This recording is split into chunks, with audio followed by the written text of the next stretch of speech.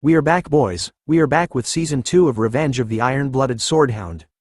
We begin this season on the day when people flock to the City of Water, Venecia. It is the capital city of the great empire, Rock.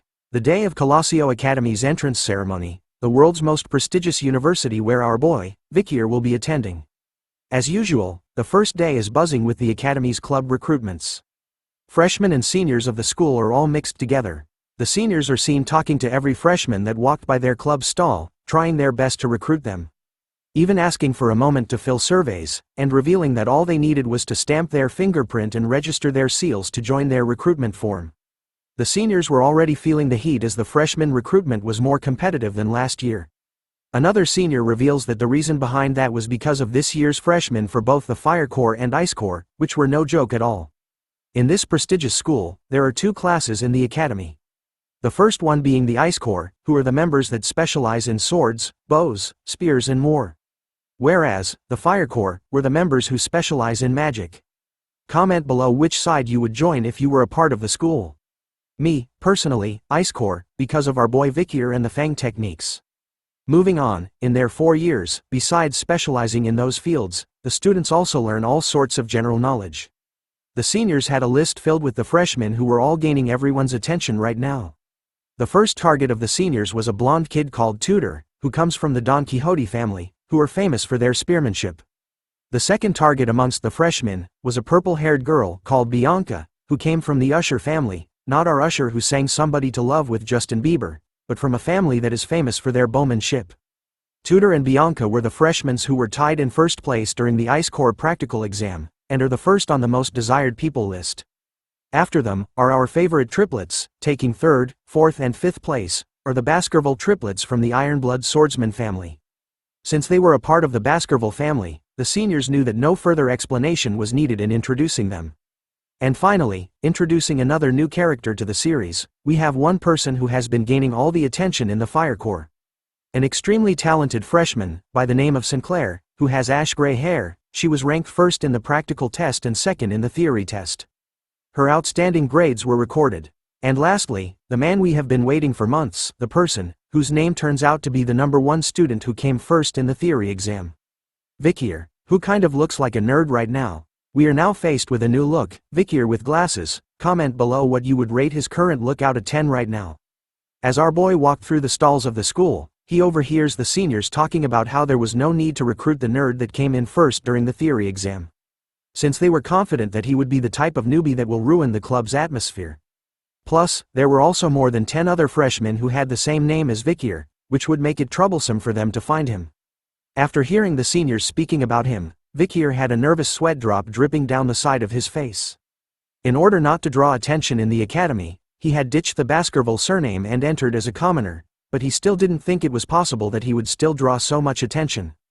Vikir had heard that it's more difficult to enter the academy as a commoner, so it seems like doing well in the theory exam instead of the practical backfired on him. So now, he needed to do his best to avoid attention, in order to move around comfortably and to do the things he needed. But as he walked through the clubs, our boy was being closely followed by the triplet hounds, who were determined to protect their master. After walking for some time around the clubs, a loud commotion of students shouting for a senior to look at them catches his attention. A familiar blonde-haired student was being swarmed by everyone, shouting at her that they were huge fans, and some even claimed to have entered the school just to meet her. They couldn't believe the holiness that was coming out of her and that her beauty was something out of this world. It turns out to be Dolores Lune Quo Vadis, the priestess that Vikir had met during his Assassin's Creed days. She was nervous, being surrounded by a huge crowd of students, so she politely told them to calm down. It turns out that she was school president and vice president of the newspaper club. As she questions the crowd of students about whether they were interested in joining her newspaper club, one of them shouts with a reply that they were only interested in her. Vikir silently watches her from the back, slowly remembering that Dolores was the school president, and someone that he needed to avoid as much as possible. Even though he was hiding his presence, Dolores still somehow manages to sense our boy's aura, turning in the right direction, just in time to see him leaving the area silently. We now turn to see the academy's dorm rooms, where Vikir would be staying. He stands in front of a room's door, wondering if this was it. But as he thinks about it, another person approaches him, asking Vikir if the room he was standing outside of was his. The person was excited to finally meet his roommate, catching Vikir's attention. Vikir's roommate turns out to be a young-looking boy, with a bowl haircut, who introduces himself as PG. Vikir was stunned by the excitement coming out from PG, as our boy actually remembers him from his previous life. Before Vikir had regressed, PG was always a kind guy who helped him and gave him things, while he was here to support the triplets. But Vikir also remembered that PG was being bullied by his wicked roommate back then. Which was the start of the numerous misfortunes that would eventually lead to his end. As they entered the room together, Vikir hoped silently, in his heart, that whatever happened back then, wouldn't come back to this lifetime. PG was excited, informing Vikir that he could choose any bunk bed that he wanted in the room. He even asks our boy if he was going to the freshman welcome party after dinner. Sensing that it was a stupid question, PG reveals that the party wasn't compulsory but all the freshmen would be going there, since if he couldn't get close with his peers or seniors, he expected that their 4 years in school would be difficult. But Vikir replies with a simple nope, I'm not going. Which leaves PG in a completely shocked state. He tries his best to change Vikir's mind about not going, warning him that if he doesn't, the seniors will single him out, and that will eventually lead him to become a loner amongst his peers. He doesn't stop there, he even tells Vikir that a lot of their distinguished seniors were going to come to this orientation. Even the saintus Dolores was coming too. He also mentions their peers, Tudor, the eldest son of Don Quixote, and Bianca, the eldest daughter of the Usher family, which Vikir should have heard about. But that's not all, he even mentions that the Baskerville's triplets were coming, who were all talented. Along with, somebody called Sancho from the North Mercenary Guild, who rejected the top spot at Varangian to come to their school instead. He finally mentions Sinclair, the student who passed the exam with the highest score at the Magic Tower, and who also came in first for the Fire Corps. Vikir couldn't help but be overwhelmed by the sudden information bomb that came from PG. In his mind, he recalls that PG was also great at collecting and analyzing information in his previous life too. After bombarding Vikir with all the knowledge in his tiny head, PG hopes that it changes his decision about not going. But our boy was cold as ice, replying back with the same old answer, a simple nope. Bringing horror and shock to PG's face as he wonders why Vikir still wouldn't go, even after knowing about what would happen to him. But our boy doesn't care, turning around to leave and explaining that he just didn't want to go. He waves PG goodbye and tells him to have fun, leaving him stunned but impressed, as PG vowed to be as cool as Vikir one day. Deep within the night as the moon shines brightly, a familiar figure stood high above on the roof of a building, basking in the moonlight. Down below where he stood, a small hint of light could be seen in the alleyways between the buildings. A group of thugs were gathered around a barrel used for fire. The one sitting on the bench was arguing to his two companions, saying that he was relieved that he didn't have to hear those children whining anymore. He continues to complain to them, revealing that all their storerooms had been filled with children recently, making the other two wonder why all the children were coming to them and that a carriage had arrived at dawn and taken all of them. One of them heard that the children they had taken were all headed to an orphanage in Quo Vadis, but the thug sitting on the bench warns him to not say anything more, since curiosity kills the cat. As they were talking, another person approached them, with blades on his back. He orders them to stop chit-chatting amongst themselves and to stand guard properly, if they want to get properly paid for their useless existence. Ouch, talk about a mean boss. This man with slashes down his eyes and his tongue sticking out is called Ron Batison, nicknamed the Flesh Grinder. The thugs were obviously afraid of him as he walked past them. He continued to trash talk them, literally calling them pieces of trash and telling them that they don't possess any fighting spirit. He knew that as a graduator, these pieces of trash, who were low-rank mercenaries, without an ounce of mana in their bodies, could never do anything against him. Ron continues to wonder to himself if there was anyone strong that he could slice up, but as he was talking to himself, a familiar voice asks him if his name was Ron Batison. Thinking that it was one of the low-ranked mercenaries who dares to speak his name with their weak lips, he immediately grabs onto his sword to give him a spanking. But upon turning around, he finds all three of them completely knocked out around the barrel of fire. The man started to feel afraid, as he didn't even hear a single sound from when they were knocked out. The voice continues to speak to him, revealing his full name to be Ron Humbert Batison.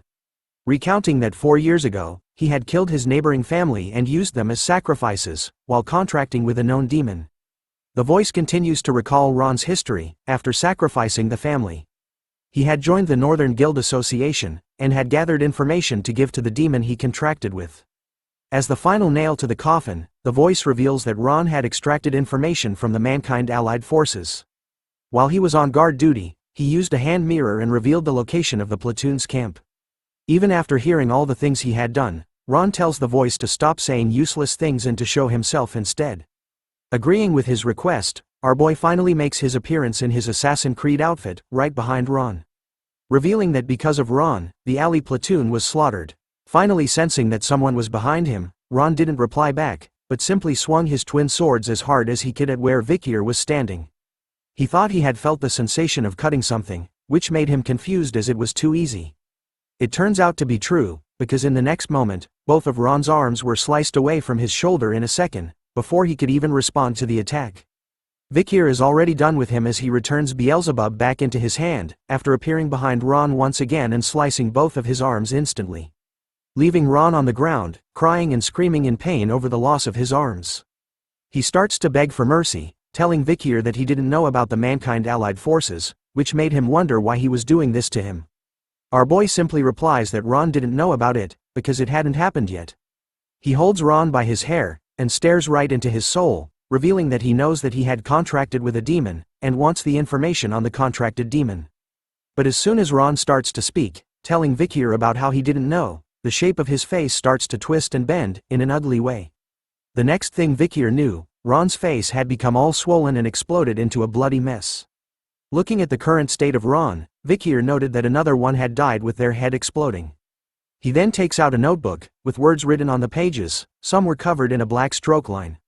With a bloody finger, Vikir crosses out another name with the blood, noting that Ron makes the third in the row. It turns out that the book our boy is holding is called the Blacklist. This was something that was created with the memories of his past life and with the help of Cindy's investigation.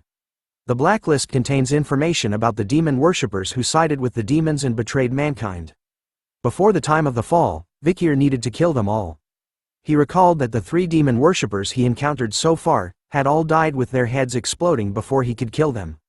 Thinking about it deeply, Vikir concluded that this was the demon's skill.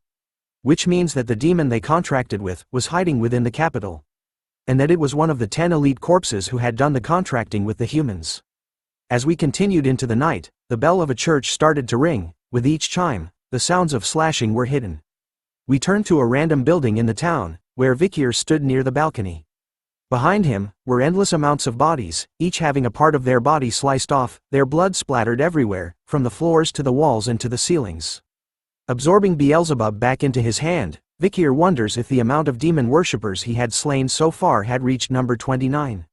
Based on everything so far, he concluded that they were either dead, or if they mentioned the demon they had a contract with, their heads would explode. Which makes it look like a condition of the demon contract.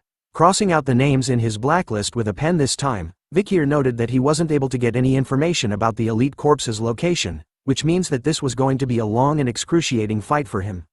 In the end, he didn't expect to get anything on his first day. As the night continues, Vikir wonders if he should return to the academy right now. And so our boy leaps across the roofs of the town's buildings, eventually crossing over the walls of the academy. As he lands on the branch of a tree, he gazes into a well-lit room. Staring deep within, Vikir could see that the freshman welcome party was still ongoing.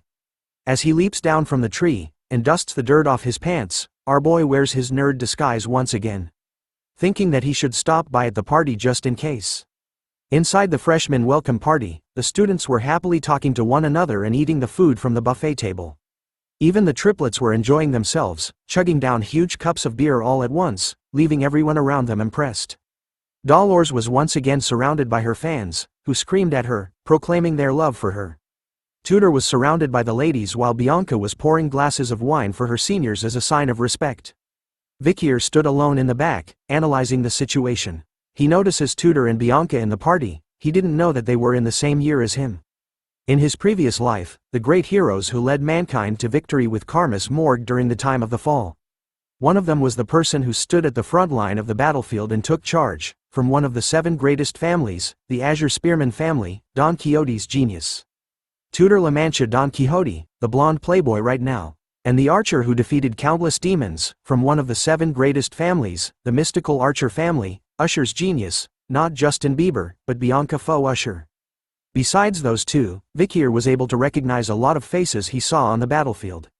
He smiles to himself over this sight, as he didn't expect that he would see them like this. But as he looks around the party again, he wonders if Karmas morgue had entered the academy too. But as he did, PG was shaking as someone asked if they should get some music going. It turns out that PG was being bullied by a senior who was forcing him to sing right now. Vikir could spot our little boy surrounded by a whole group of seniors that were bigger than him. As he refused to sing, a female senior approaches him this time, bringing along a massive jug of alcohol and telling PG that if he doesn't want to sing, then he has to drink this entire cup in one go. Tears started to form around his eyes as PG questioned the senior about how he was going to drink all of it. But the seniors didn't care about what he was feeling, repeating to PG that he should just drink. Sensing that he couldn't back away from their request, after all, they were his seniors, our little man decided to do as they wanted. And begins to chug down the massive jug of alcohol they had brought for him in one go. As he continued to try his best to drink most of it, the seniors were laughing at him, and mocking PG by telling him that he was doing a good job. But before he could finish all of it, he threw up on the floor. Instead of helping him, the seniors continued to make fun of PG, calling him a crazy bastard for vomiting, which they found disgusting. As he tries his best to catch his breath, PG could hear the seniors making up a new nickname for him. They decided to call him the Vomit Pig. In his time of need, a hero appears. Our boy, Vikir, uses his own cape to cover the vomit that was on the floor, surprising the seniors. As they wondered who this nerdy boy was in front of them, Vikir looks over to PG, deep in thought. Thinking about him in his previous life, Vikir knew that PG had dropped out of school because he couldn't endure the bullying. Instead of graduating, he had become a low-ranked government official and lived a tough life while looking after his parents. The next time Vikir had met PG was when they were at the front line of the war, after the time of the fall had started. PG was one of the few people who had the balls to volunteer to go to the front lines. With his amazing strategy and information analysis, he had saved multiple lives. One of those lives was our boy, Vikir. It turns out that this little man was one of the few people that Vikir had respected as a friend. Still stunned upon seeing Vikir, our boy tells him to return to the dorm room first, as he was going to take care of things here. Vikir couldn't just stand idly by while his friend gets humiliated. A senior places his hand onto Vikir's shoulder, asking him about what he was doing and if he was crazy for interrupting a senior when they were talking.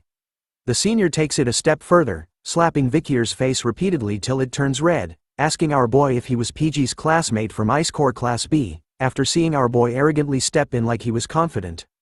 But this senior made a huge mistake, as the triplets of the Baskerville clan finally made their appearance once again. All three of them had their eyes lit up with bloodhound aura, fueled by anger, as they witnessed the senior slapping their master. Vikir was still calm and collected. As he pushed his glasses up, his own pair of bloodhound eyes started to light up as he stared at them. The triplets immediately calmed down after recalling the warning they had received from Vikir. He told them before that he was going as a commoner at the academy, and that he would kill them the moment they reveal his identity. A female senior joins in, telling her friend that they shouldn't be rough on the freshmen and instead, they should treat them nicely as their seniors. She then comes up with a nice idea, saying that it would do the trick for them. She offers Vikir a chance. The seniors were willing to let both of them go, if he could drink all of the alcohol that was in the jug in front of them. Not wanting to pull our boy into his problems, PG tells Vikir that he was actually fine, but he ignores his words, and without hesitating, grabs onto the jug of alcohol. And started to pour it down his throat, surprising everyone around him. The female senior was giggling to herself, knowing that the jug was a mixed drink with high alcohol content, containing vodka and rum. So she was confident that there was no way a human could drink more than 1 liter of it at once.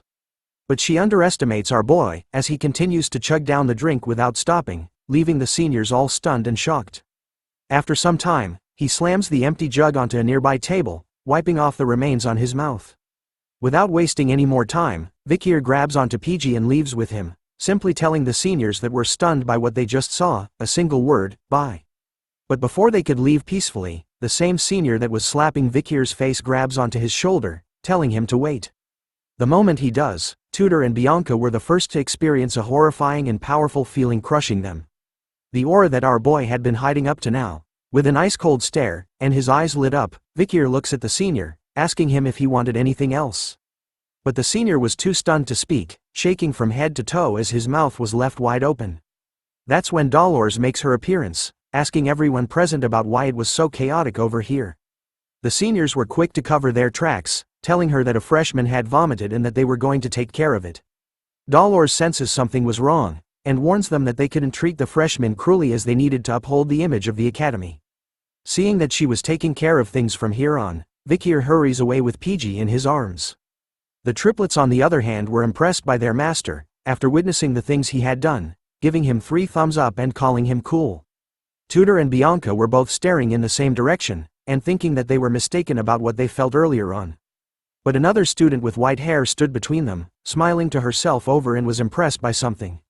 Her eyes were sparkling as her face was filled with blush. It turns out to be Sinclair, the freshman who ranked first in the Ice Corps practical exam and ranked second in the theory exam.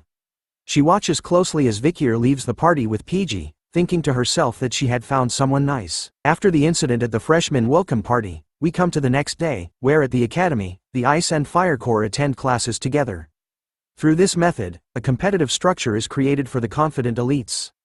This increases focus among students and it is the academy's policy. The man who looks like Professor Snape from Harry Potter closes the book in his hand, which marks the end of his lecture on the culture of the barbarian tribe. This Snape wannabe is the combat theory professor known as Vincent Morgue, from the Morgue family. As he continues to talk to the students, he asks them a question, which causes most of them to avoid eye contact with him in order not to catch his attention. The professor states that with the basis of the discovered locations of the barbarian tribe, he wanted to ask if there was anyone in the classroom who would like to tell him about the barbarians' hypothesized location of their stronghold. Even Tudor, who belonged to the Ice Corps and was ranked first in the practical exam, had some trouble with the professor's question. He looks through his notes, thinking about the location of the clash between the barbarians and the Empire, which was at the South Region's front in Highland, 1, 8 and 75. But there were more places that he struggles to remember. Bianca, who is also a part of the Ice Corps and tied with Tudor in placing first in the practical exam, struggles with the question.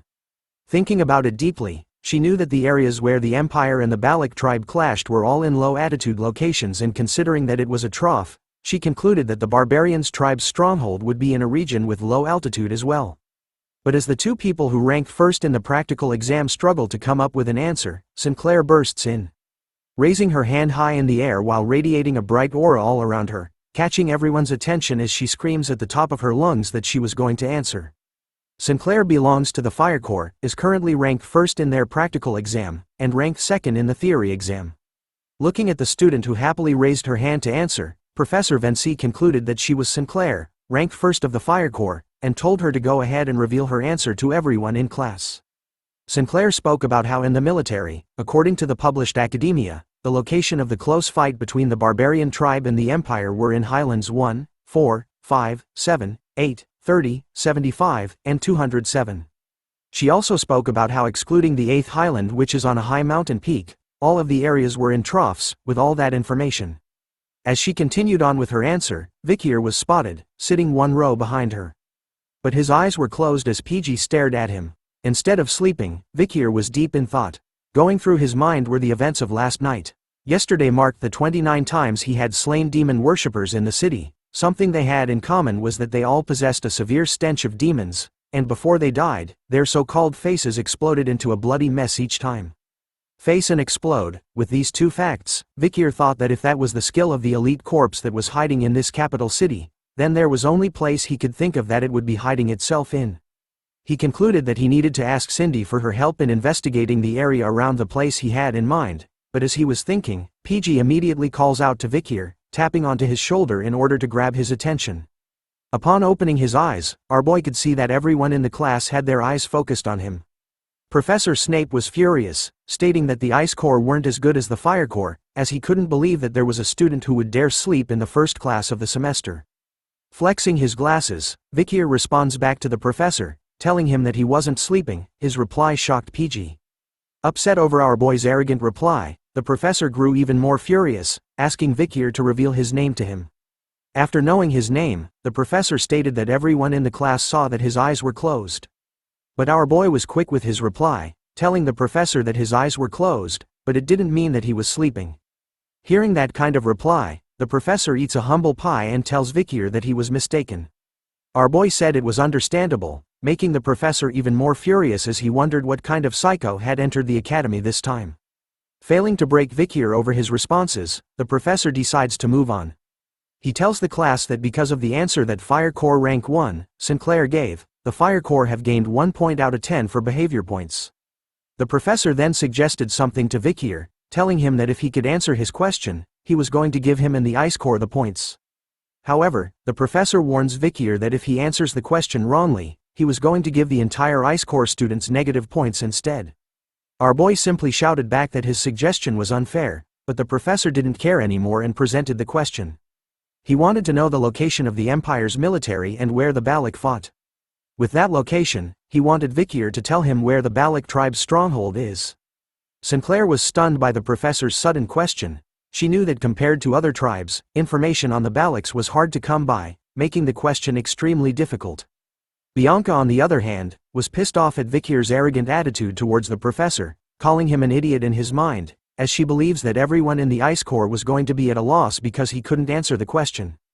Taking the question in mind, Vikir thought about for a while, a memory of the Balak tribe, dancing around a campfire while smiling and having meat in their hands came into his mind. He remembers his barbarian family along with the precious memories he had made with them. Just the thought of them makes our boy smile. And so, he calmly answers back to the professor, revealing the location of the fight between the Balaks and the Empire. He spams everyone with accurate information and a strong possible location of the Balaks' stronghold. His answer was enough to stun everyone who heard it in the classroom. After ending his answer, Vikir knew that after the Alman incident, the Balaks had actually shifted their stronghold, so telling the class about their old place was no big deal. But his answer was still considered incredible, as PG was left stunned with his mouth wide open upon hearing it. Even Professor Snape was impressed by Vikir's answer as it was exactly spot on. He wonders how it was possible for our boy to know about the thesis that hasn't been verified by the academic world. But as he continues to think about Vikir's answer, the professor soon recalls that a student with the same name had recently placed first in the theory exam. And so, the professor decides to give Vikir 10 points for his answer, while giving the rest of the Ice Corps 1 point each. But after finding out that Vikir had placed first in the theory exam, he decides to humble him by not overlooking the fact that he had closed his eyes during his lesson. So the professor decides to minus 10 points from Vikir. Sinclair was looking at our boy. In her mind, she didn't even notice him because of how common the name Vikir was. Even in his nerd disguise, our boy couldn't hide his aura as she continued to gaze at him, while he stood tall, basking in the rays of the sun. Even Tudor was drawn to Vikir as he continues to stare at him from across the classroom. The other students were talking amongst themselves, realizing that Vikir was the one who placed first in the theory exam, but some didn't care, as all of them almost had a negative score in points. They seemed to believe that Vikir was only a nerd, which makes them want to go and punch him in the face. Looking at our boy, Tudor couldn't help but smirk, after finding the smartest person when it comes to theory. But he wonders how useful that would be during the practical lessons. We now change scenes to a large football-like field, where the students were playing a game called Run Flat, which uses a special type of ball and gloves. It's a sport with 20 people on each team. Points are acquired when the ball is in the other team's goal area. It's against the rules to use mana and weapons. Besides that, it is a game where any method can be used to score goals. The match starts off with a player stomping the ground hard. It turns out to be Tudor, who smashes through the defense line of the opposite team with ease. As he carries the ball to score, he declares to everyone that he was the best when it comes to run flat, and that this was his time to shine.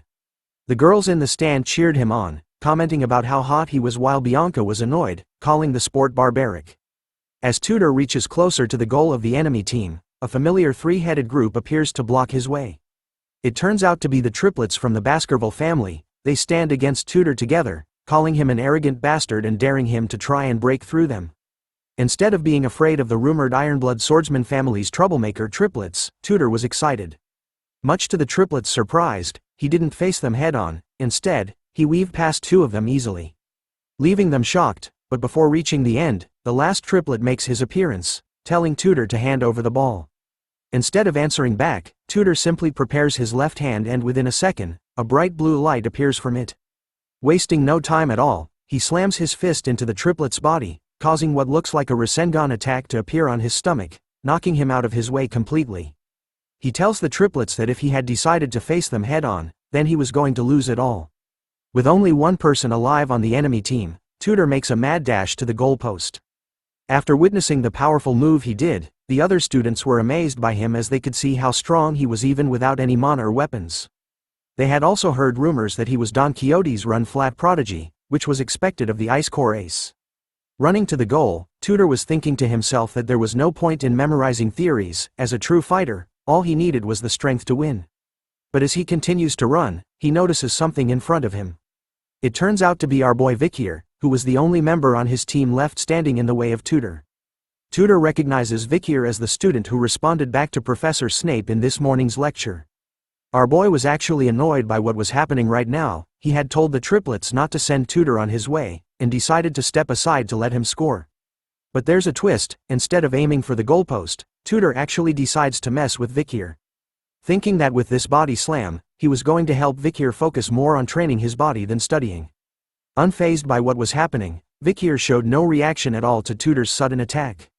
Instead, he simply stood still, resulting in Tutor falling through the air after he crashed into Vikir. Like a car hitting a wall, it turns out that the impact from crashing into Vikir was enough to knock him out. His face was completely blurred, showing no signs of life. Even Bianca and Sinclair couldn't believe what was going on as they witnessed this sight from the stands. Vikir turns his head to look behind, only to see Tutor finally landing onto the ground with a heavy slam. Thinking about what had just happened, Vikir initially planned on dodging Tutor, but instead, he questions why this blonde kid would just run into him first. Before he could make sense of things, our boy simply fell to the ground as well, moaning loudly in pain because in his mind, he was going to pretend to be injured. The sleeping blonde prince laid on the field completely flat on his back after the incident with Vikir, his face covered in sweat. Moments later, his eyes suddenly opened wide. Tutor was surrounded by his fellow students, as he continued to lay on the ground, confused by what had happened to him. The voices of his classmates asking him if he was okay didn't even register with him, as he wondered what he was doing right now, whether he had fainted or actually fallen asleep during the match. He started to remember what he was doing before seeing the scene in front of him. Tutor had decided during the match to mess with Vikir, who ranked first in theory, for a bit. He was going to tease him by barging into his shoulder a little, but the moment they made contact, everything went black for him, so he couldn't remember exactly what happened. As he sat up, Tutor looked at Vikir, who was dusting off his body. He couldn't believe that a nerd like him could actually knock out the great Tutor Don Quixote. Seeing that there wasn't even a single scratch on our boy, Tutor was determined to test out what happened just now again. Once more, the game was about to begin with everyone getting into their positions at the start of the match. The ball was once again passed over to Tutor, who was thinking that something was wrong with the incident against Vikir, and so, he wanted to do it again to test his own theory. This time, the triplets of the Baskerville family immediately stood on guard against Tutor, while also acting like a shield for Vikir, who simply stood at the back of the field. But as soon as the match started, Bianca and Sinclair, who were watching from the stands, were confused by what was going on. Instead of going for the goal post, Tutor was aiming right for the triplets and Vikir, ignoring the words from his teammates as he charged towards them instead. Tutor confidently challenges the triplets and Vikir once more, which the triplets happily accept, replying to Tutor that he wasn't going to get past them this time round. Once again, the triplets failed at blocking and intercepting Tutor, who held the ball and got past them easily a second time. His eyes were completely focused on Vikir this round, charging towards our boy at full speed. Vikir watches closely as the blonde kid continues to run in his direction. He thinks about how he had ordered the triplets to keep Tutor away from him, but at the same time, he wonders why Tutor was so serious about coming towards him now.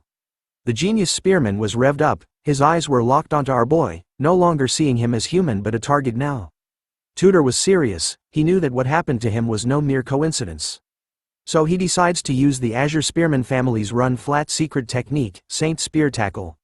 Yes, this powerful family actually created a killer move for a ballgame. An avatar of a knight with a powerful lance was summoned behind Tutor as his eyes turned completely blue, determined to smash into Vikir and send him flying in the air this time. Even though such a powerful force was coming straight to his face, Vikir was actually pretty calm, pretty demure. His glasses were showing no signs of fear at all. Soon enough, we cut to black once again. In the next moment, the same gray-hair-scarred face student appears above Tutor, asking him if he was awake again. The blonde prince once again wakes up in his usual T-pose, completely wasted on the ground again. He immediately sat upright, questioning how it was possible for him to faint once more, but as he struggles to understand what was happening, the muscular guy beside him tells him to calm down. He reveals to Tutor that after he used his family's technique, which was hitting Vikir with a high-speed tackle, it simply resulted in him being bounced off our boy at that same high speed. Ladies and gentlemen, we have our next challenger. As the student who woke up Tutor tightens the headband on his head, he tells Tutor that he understands why he was so focused on Vikir, as our boy was clearly hiding something from them. This time, Sancho, the muscular student, was going to go against our boy. With the sun shining brightly on him, he heads over to the match. Telling Tutor that as a man and a friend, he couldn't just watch and do nothing after seeing him get beaten twice by Vikir. This is the transfer student who came from the Mercenary Guild Association in the north, Sancho Barataria. Due to his overwhelming physique, he is not considered eligible for his age group in his league, so he decided not to play run flat. Basically, this guy was too overpowered to play a ball game. But because of Vikir, he changes his mind. As he held onto the ball, Sancho talked about how in the frozen land of the north, newborns of the elderly who are on the verge of death, fight desperately. It means they're all warriors. It's round 3 for the triplets this time as they faced off against the giant. Determined and hyper-focused, the triplets weren't letting anyone pass them this round. Third time's the charm, right? Well, not in this world, because in the next second, instead of dodging and weaving past the triplets like Tutor did twice, Sancho just decides to do the wrestling move and clothesline all 3 of the hounds together. Sancho easily slams and flings the triplets into the air, pushing and making them fly away from Vikir, who simply stood his ground. As they flew past their master, our boy was pissed off this time. His eyes were glowing red behind his glasses, whispering to the triplets if they wanted to die. The triplets could only cry as they flew past their master once again, apologizing for their 3rd failure in a row while in the air. Even after sending 3 people in the air, Sancho wasn't stopping his attack. He charges straight at Vikir like a bull. His face was filled with determination, just like how Tutor was from before, in order to reveal what Vikir was hiding from them. Our boy, on the other hand, was still emotionless even before a giant that was rampaging towards him. Just inches away from him this time, Sancho readies himself, telling Vikir that he was going to see if he could endure his full power this time. With his hand raised up high in the air, Sancho lands a full blow onto Vikir's stomach with all his might, causing a loud bang. But the moment he got into contact with our boy, all he could feel and sense was that he was hitting a huge mountain of stone. The feeling in his arm was shocking to Sancho, who was known for his powerful strength. His hand was shaking as he tried to move Vikir by a little bit. Even after being hit by Sancho's full strength, Vikir didn't feel anything at all. Instead, he was thinking that he should play along with what Sancho wanted. So he purposely jumped backwards with a bit of strength, pretending that Sancho's attack had actually done something to him. In order to make sure it was right, Vikir created skid marks on the field with his body, even crashing into the ground like the triplets did. The other students who were watching were amazed by what they witnessed. They couldn't believe that Sancho had broken through the enemy team's defense. But some of them wondered if the guy he pushed was still alive. Unknown to the other students, Sancho, completely aware of what was really going on, couldn't help but stare at his shaking hand, wondering what that feeling was he just experienced and if Vikir was actually human. Distracted by the weird sensation that Vikir gave off, Sancho was unaware that one of the triplets had recovered from his attack, and sneaked up to him. Within seconds, the triplet had stolen the ball from him, and made a mad dash towards the goal.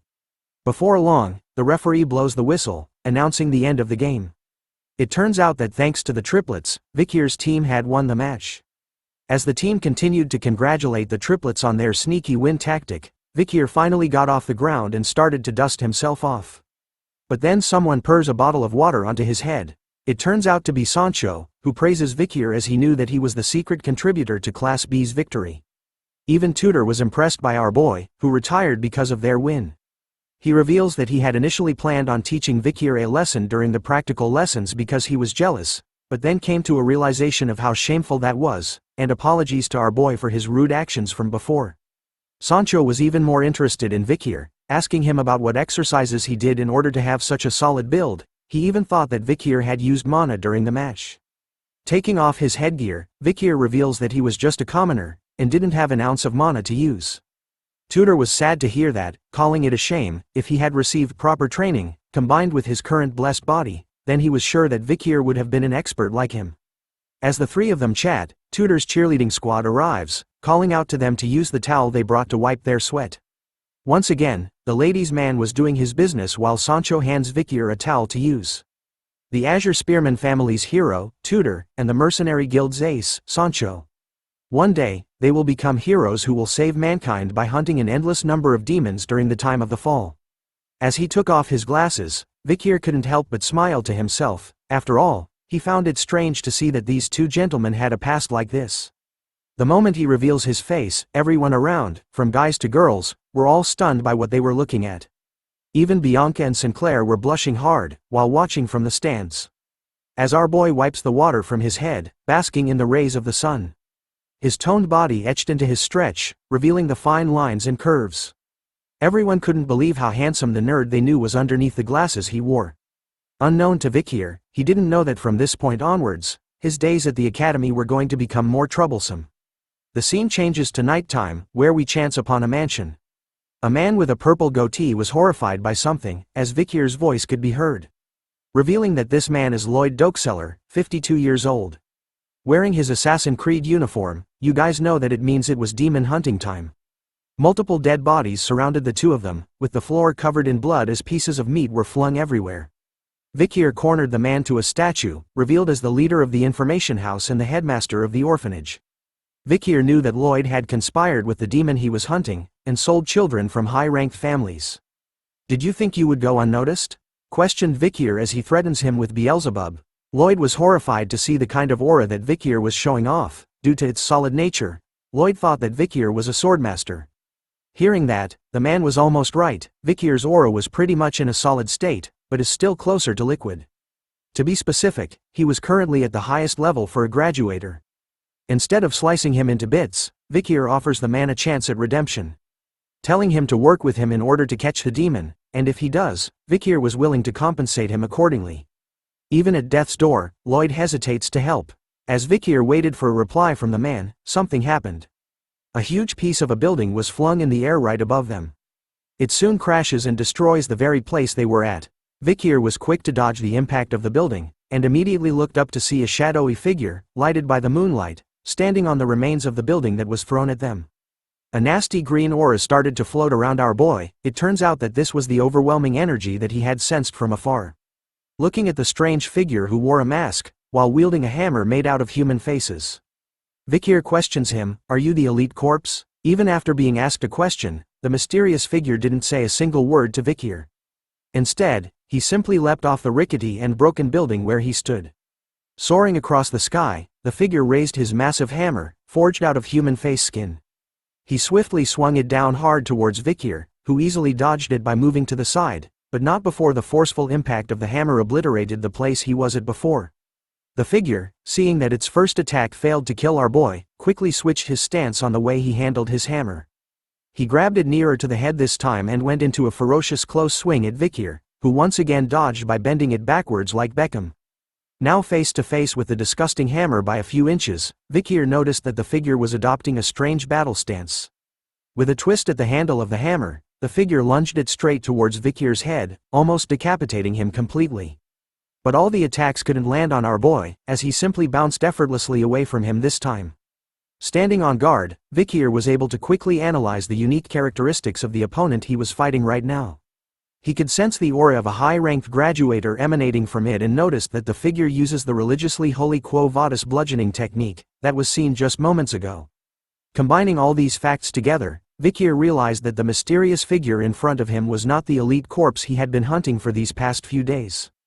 This made him wonder, did a demon infiltrate the religiously holy nation? But knowing them, he knew about how they had their own corrupt sectors too. This made him think that the guy in front of him right now was simply a servant who works under the 10 elite corpses. Unsummoning Beelzebub back into his hand, Vikir tells the figure that if he kills him, then he might be able to meet the 10 elite corpses. Him coming here was perfect for our boy, since he was getting annoyed from having to constantly get rid of trash like before. But this time was different. He could actually let loose for a while. After saying that, the man with the hammer leapt gracefully into the air again, hoping to land a blow onto our boy. This time, there was an impact. The sound was loud enough to send shockwaves through the air. It turns out that instead of using his blade, Vikir was going in for close combat. He blocked the massive hammer strike by just using one of his legs, doing a horizontal leg split, Jean-Claude Van Damme style. Instead of your typical shouting of the word, "What?" the masked figure simply lets out a grunt noise, surprised that its attack was stopped by a single leg. But wait, there's more. Vikir was on the attack this time. He charged his arm with the blood-red aura of the Baskerville power. In just 1 second, he managed to land 5 Rasengan-like injuries onto the masked figure's body, before ending the attack with a powerful right hook to the side of its ribs. Sending it flying into the nearby abandoned building. As it enters the building, the masked figure seems to be able to withstand Vikir's powerful blows. Wasting no time at all, our boy also leaps into the building, following closely behind. As the masked figure tried to prepare another attack with a swing of his hammer, our boy was way faster. In an instant, he snapped the arm of the masked figure so fast that it couldn't even react to the attack. With only its right arm on the hammer, Vikir teleported behind it in an instant, with swift and deadly precision. He elbows and knees the masked figure's only remaining working arm, breaking it completely like its other arm. Even after breaking both of them, Vikir isn't done. He flips over, grabs its shirt, and flings it to the other side of the room. It turns out that his final throw had meaning behind it, as the masked figure was impaled by a sharp iron pipe that was hidden in the building's walls. The only sound it could make was some grunting noises as Vikir slowly walked over to its side. Looking closer at its exposed chest, he could see huge scar marks all over and the word, Aibo, imprinted on its skin, which makes him think that that was its name. Seeing that Aibo could no longer escape, Vikir starts to question him, asking him about his master and the person responsible for making him this way. But no human words came out from his mouth, only the sounds of groaning. Hearing him struggle to answer, Vikir could sense that the person who made him this way might have been controlling what he could say. Reaching out to the steel rod that impaled Aibo, Vikir lets him know that interrogation can also come in other forms, besides words. Twisting the steel rod, Vikir tells Aibo while causing him even more pain that he was going to slice his body into smaller pieces, along with his intestines, bone structures, and injuries. All the information he needed was in the freshness of the blood in his veins and the concentration of his mana. Those things would tell Vikir a lot of things. And so, as the night goes on, in this beautiful moonlight, Vikir tells Aibo that the interrogation of his life was about to begin. After the interrogation went on for quite some time, Vikir could hear the sounds of someone calling for help coming from the rubble in the middle of the square from before. So he went to check out what it was. Upon lifting up the rocks, he saw that Lyad had actually somehow survived the attack from Aibo, where he threw the building at them from the start. Knowing that he was actually a poison seller, Vikir reminds the frightened man that if he wanted to live, then he should know what he has to do, which was to tell our boy everything he needed to know. Unlike before, Lloyd was actually considering helping Vikir, asking him if in exchange he would spare his life, but Vikir warns him that it would depend on the type of information he provides. As the two of them were busy negotiating, another mysterious figure appeared, standing high above on a building nearby and watching the two of them closely. It turns out to be a human wearing a familiar uniform. Lyad finally breaks and shouts to Vikir that he was going to tell him everything, revealing that in the headmaster's room, there was his safe. But the moment he does, the Sharingan appears. Just kidding. This ain't Naruto, or is it? An eye appears with a unique green symbol on it, causing blood stains to appear around the eye as well. The moment the eye appeared, Vikir could sense which direction it came from and turned to see what it was, but it was too late. The mysterious third party had already disappeared from the building's rooftop. After sensing that strange feeling, it somehow feels familiar to our boy. But because his attention was drawn somewhere else, he doesn't notice the fact that Lloyd was busy puking out 3 other heads from his mouth. Ew, ew, ew. As soon as he turns to see Lloyd, a bright green light appears. Soon enough, a huge green explosion occurs, destroying everything in its path. The bells of a nearby church began to ring as the explosion was heard by everyone in the city. The people were coming out of their homes, shouting that there had been an explosion as a battalion of soldiers made their appearance. They headed towards the scene of the explosion and could see a huge smoke cloud in the distance. As the soldiers were watching the smoke, Dolores made her appearance, questioning them on what was going on and whether there were any casualties. One of the soldiers reports to her that they were still investigating the remnants of the explosion, but the issue is that there was almost no evidence due to the explosion from earlier on. In the aftermath of the explosion, the place where Vikir was is now covered by multiple people along with a huge crater in the middle of it. Dolores was meticulously exploring the area as well, seeing the explosion which can be seen as normal, the traces of the fight which were imparted on the orphanage building. As she looked around, she could only wonder what kind of evil was fought in this very place. As she continues to look around for clues, she notices something on the floor. It was a piece of our boy's mask. Part of it had been broken off. Upon seeing it, Dolores quickly kneels down to cover it with her skirt, hiding it from the nearby soldiers. One of them notices her strange actions and asks if she was feeling all right. Dolores, in her kneeling position, simply replies that she was feeling a bit sick. Continuing to cover Vikir's mask as the soldier reveals that there were no casualties and that she shouldn't push herself, Dolores was in a panic mode. After all, she was flustered and hid part of the mask because she knew that it belonged to the Night Bloodhound. We start off this part back with Professor Snape, who appears with an annoyed look on his face as usual. It turns out that we're back in the classroom, where a giant scorpion-like creature, the size of your mama, oh snap, lies on the table beside him. It turns out that the professor was finding out which student was responsible for writing a specific report that he was sent, and discovers it to be his least favorite student, our boy, Vikir. The report was apparently about the scorpion-like creature that laid dead on the table in the classroom. In the report, it was written that Vikir had written about how Venopians, the name of the creature, has an undiscovered second venomous fangs. This kind of information seemed like a false report to the professor, who regarded it as a joke with fake information, so he was going to deduct 10 points from everyone in the Ice Corps. As part of a punishment to the one who held the theory rank 1, Vikir. Hearing about this, our boy couldn't help but panicked a bit as he realized that he actually made a mistake. It turns out that the information he had written in the report hasn't been discovered in the period he was in right now. Anyways, the professor was quick. He grabs onto a scalpel and proceeds over to the Venopion, eager to cut it open to confirm if there really was a second venomous fang hidden in its abdominal exoskeleton, as written by Vikir in his report. If nothing came out of it, the entire Ice Corps was going to have their points deducted and Vikir would end up humiliated.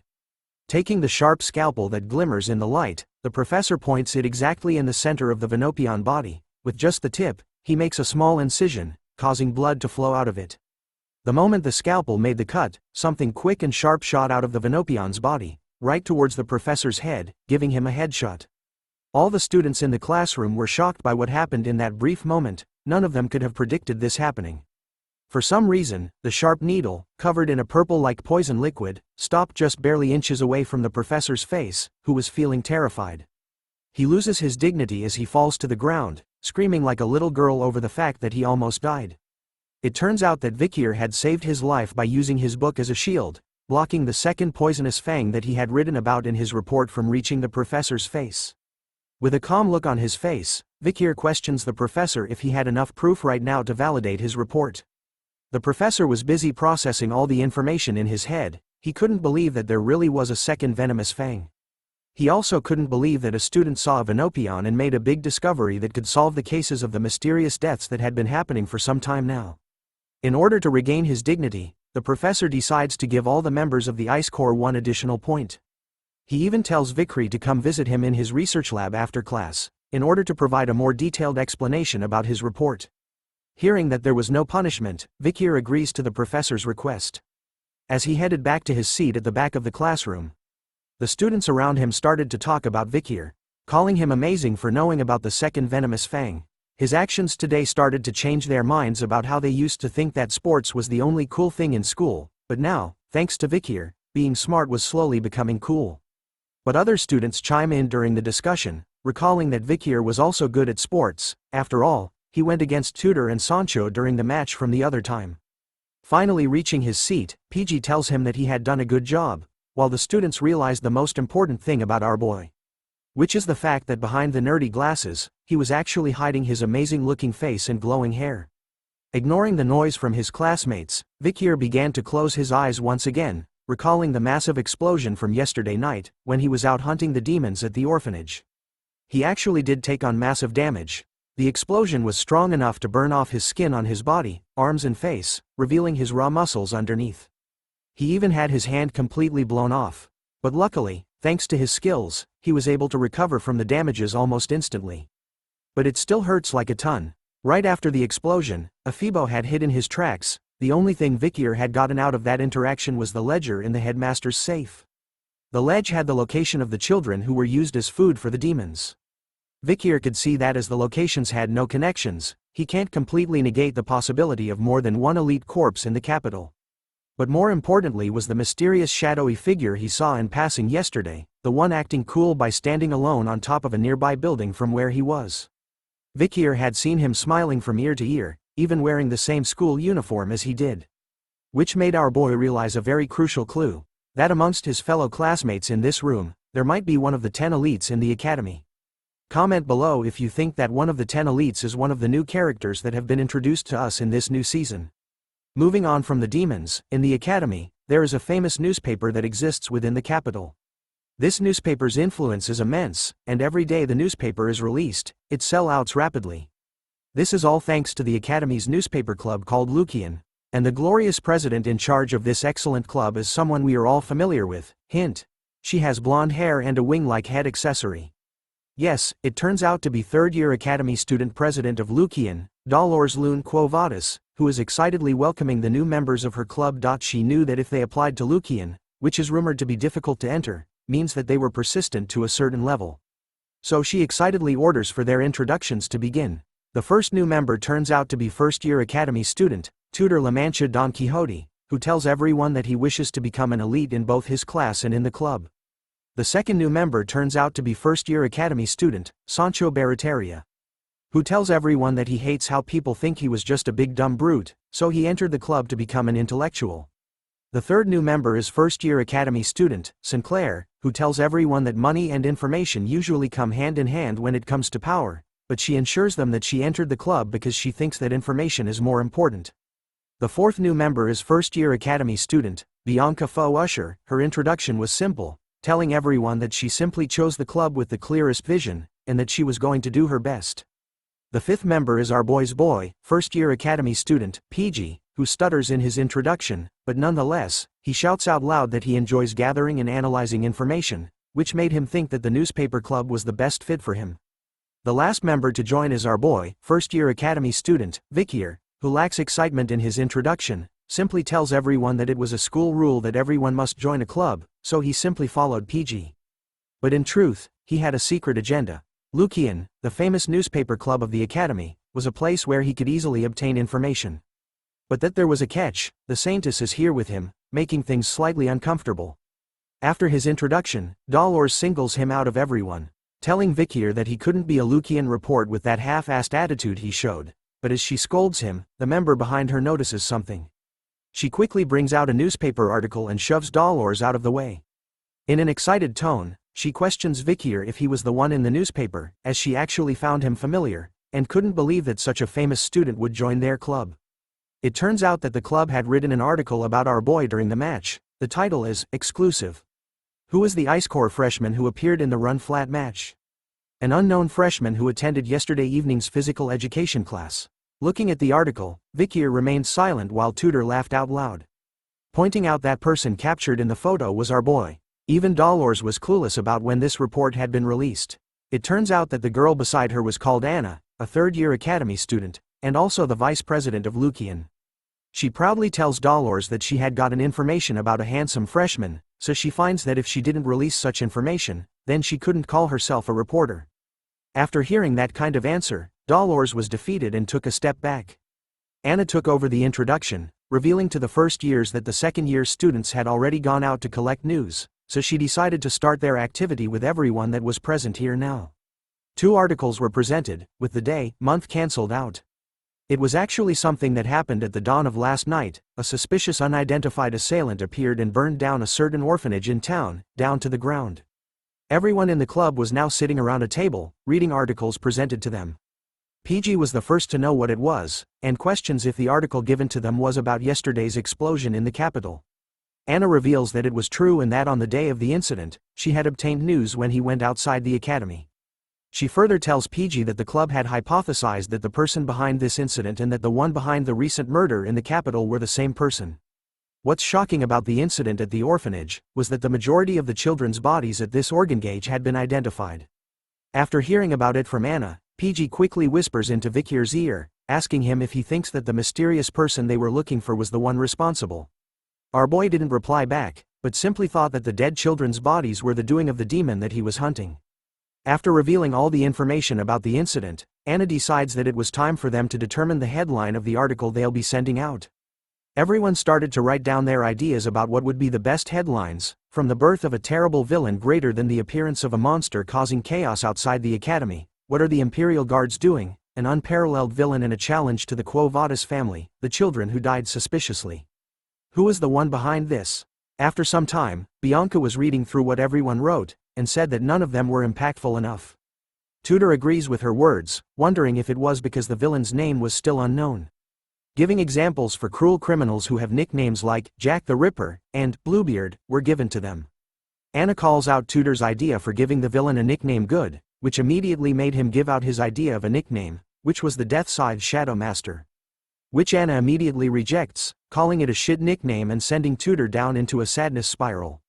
And so, the group started to come out with various nicknames, ranging from the explosion demon that brings misfortune, which was too long, so another suggestion was the orphanage killer, which sounded impactful, while another suggestion was Mr. Terrorist.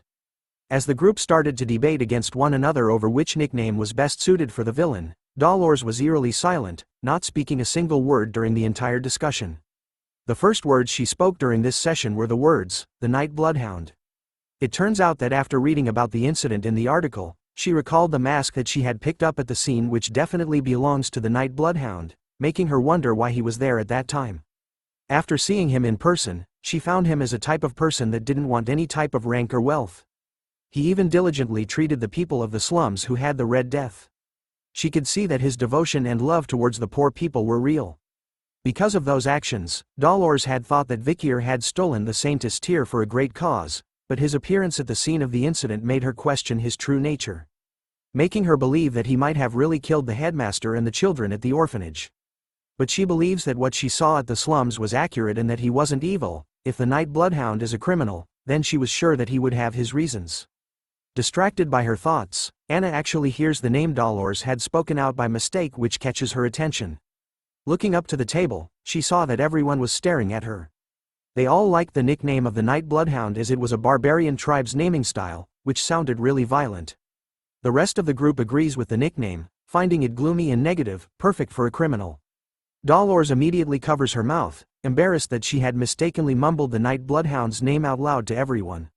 Seeing that the nickname was settled, Anna suggested the title of the article to be "Who is the Night Bloodhound?" That's filling the capital with fear. But Dolores was quick to defend the Night Bloodhound, reminding Anna that the Lucian articles must only contain the truth, and that it hasn't been confirmed yet if that person is the criminal. As the president and vice president battled it out, Tudor turns to Vikir, asking about his opinion on something. Tudor wanted to know about Vikir's thoughts on whether the Night Bloodhound was evil or not. Our boy simply replied that he didn't care about that, but in his mind, he couldn't believe that he would hear the saintus say the name of the Night Bloodhound out loud like that. Not accepting the answer that he didn't care, Tudor goes in for a hug, forcing Vikir to choose if he really had to. Seeing that Tudor wanted a real answer, Vikir thought about it seriously for a moment. So he changed his answer and spoke these words. "What I know for certain is that they're not virtuous, so they're evil." Just as Tudor was about to agree with Vikir's words, Dolores slams her hand heavily onto the table, catching their attention. She was standing upright, shocked by Vikir's words that the Night Bloodhound isn't virtuous. Her eyes were completely focused on our boy, asking him about how he was so sure about that. Seeing her reaction, Vikir was actually stunned and confused by what was going on. Even Tudor's hand was sweating heavily as he let go of Vikir's shoulder, sensing the danger that our boy might be in.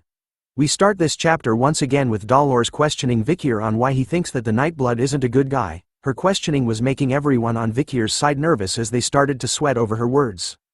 Dolores's eyes were set on their target, showing us why it was drawn as a cross eye. She continues to question Vikir's on why he was so sure about his words. Knowing who he was, she continues to ask Vikir to answer her questions, but he remains silent, while Tudor starts to think that he had done something wrong. Seeing and hearing no attempts at a reply, Dolores addresses everyone in the club, claiming that they believed in something without any proof. She reminds them that as reporters, if they say things that aren't proven by facts, then they can destroy an innocent person's life.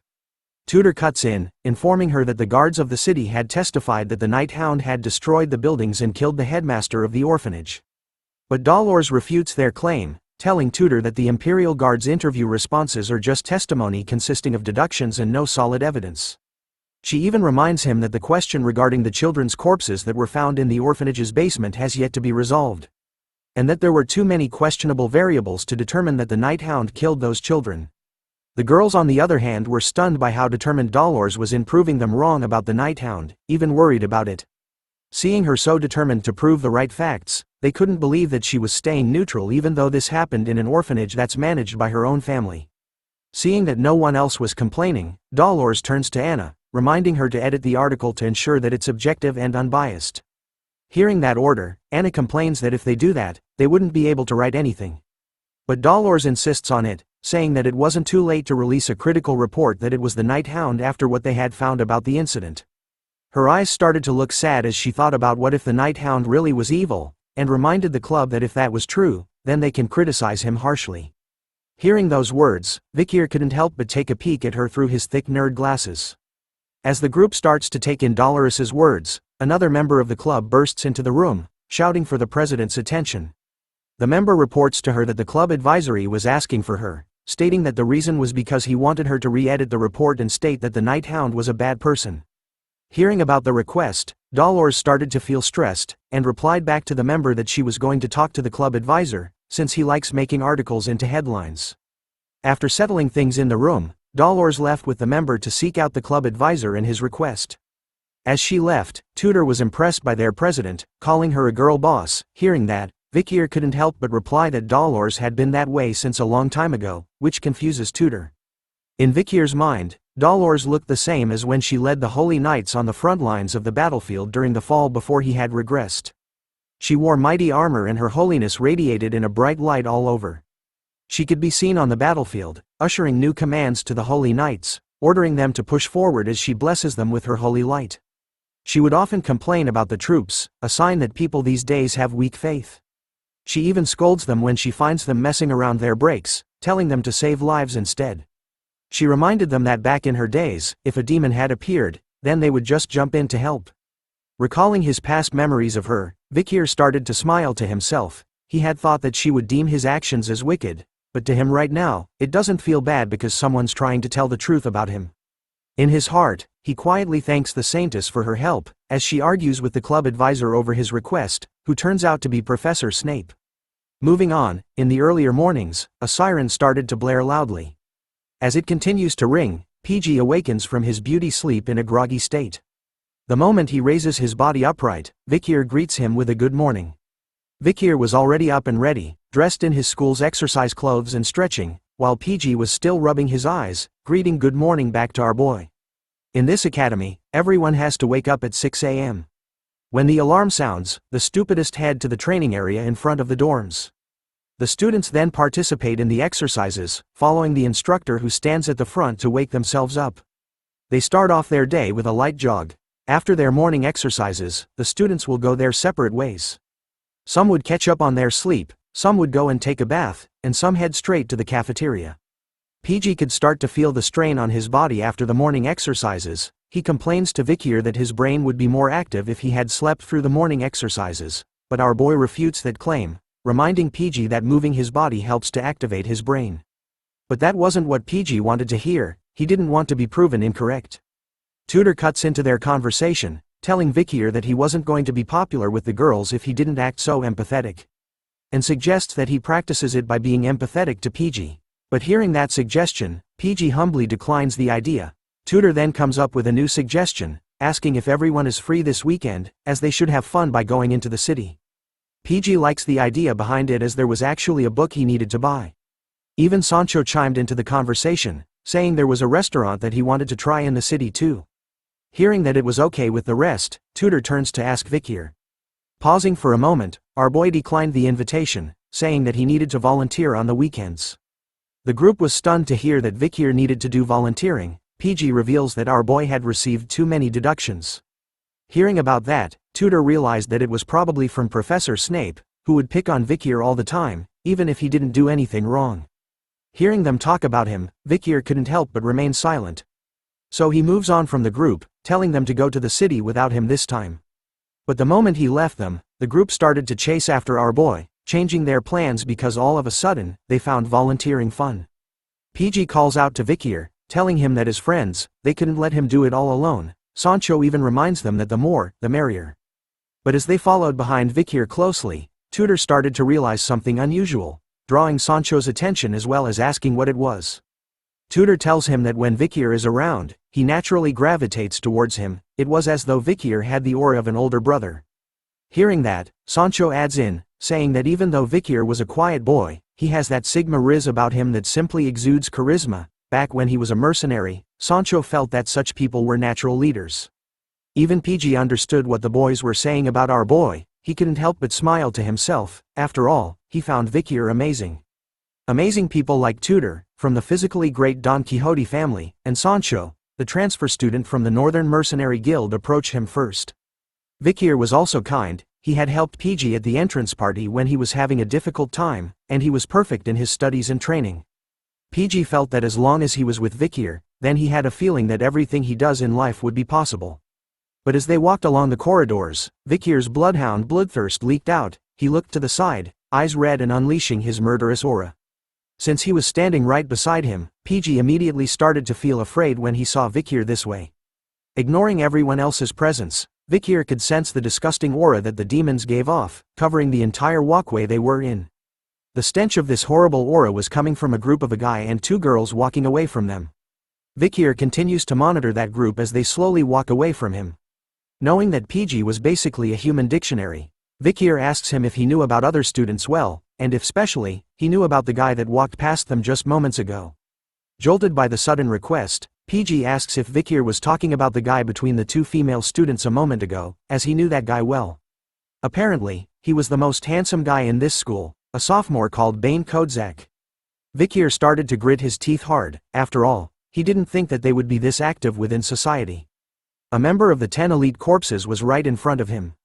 As the suspect started to move further away, Vikir started to think about his choices right now, whether he should start the fight, but thinking about it, he decided not to as there would be a lot of casualties.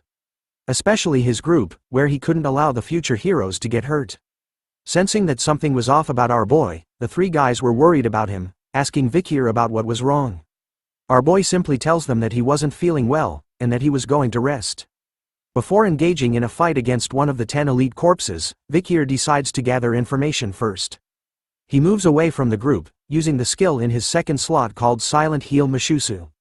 Like Superman removing his glasses to change clothes, our boy did the same, while thinking that he should follow Bane closely behind. But because he was distracted by his thoughts, he doesn't see Dolores coming down the stairs beside him, resulting in a clash between the future titans. A loud scream from Dolores catches the attention of the boys as they gasp in shock over what happened. They could all see that Dolores had fallen to the ground, hurt by something as she waves her hand in pain, while Vikir stood there, stunned by what had just happened. Tudor and the boys rushed over, asking Dolores if she was okay. Tudor immediately tells Vikir to apologize to the president, which he did immediately while bowing his head down to her. But Dolores was completely fine with it and didn't need an apology as she also found herself being careless. As she was being helped by Sancho, she couldn't believe how muscular Vikir was. After bumping into him, it felt like she had hit a wall.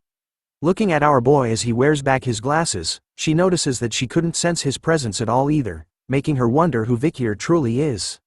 Seeing that there were too many people gathered here today, Vikir decides to postpone his plans of following and tailing Bane.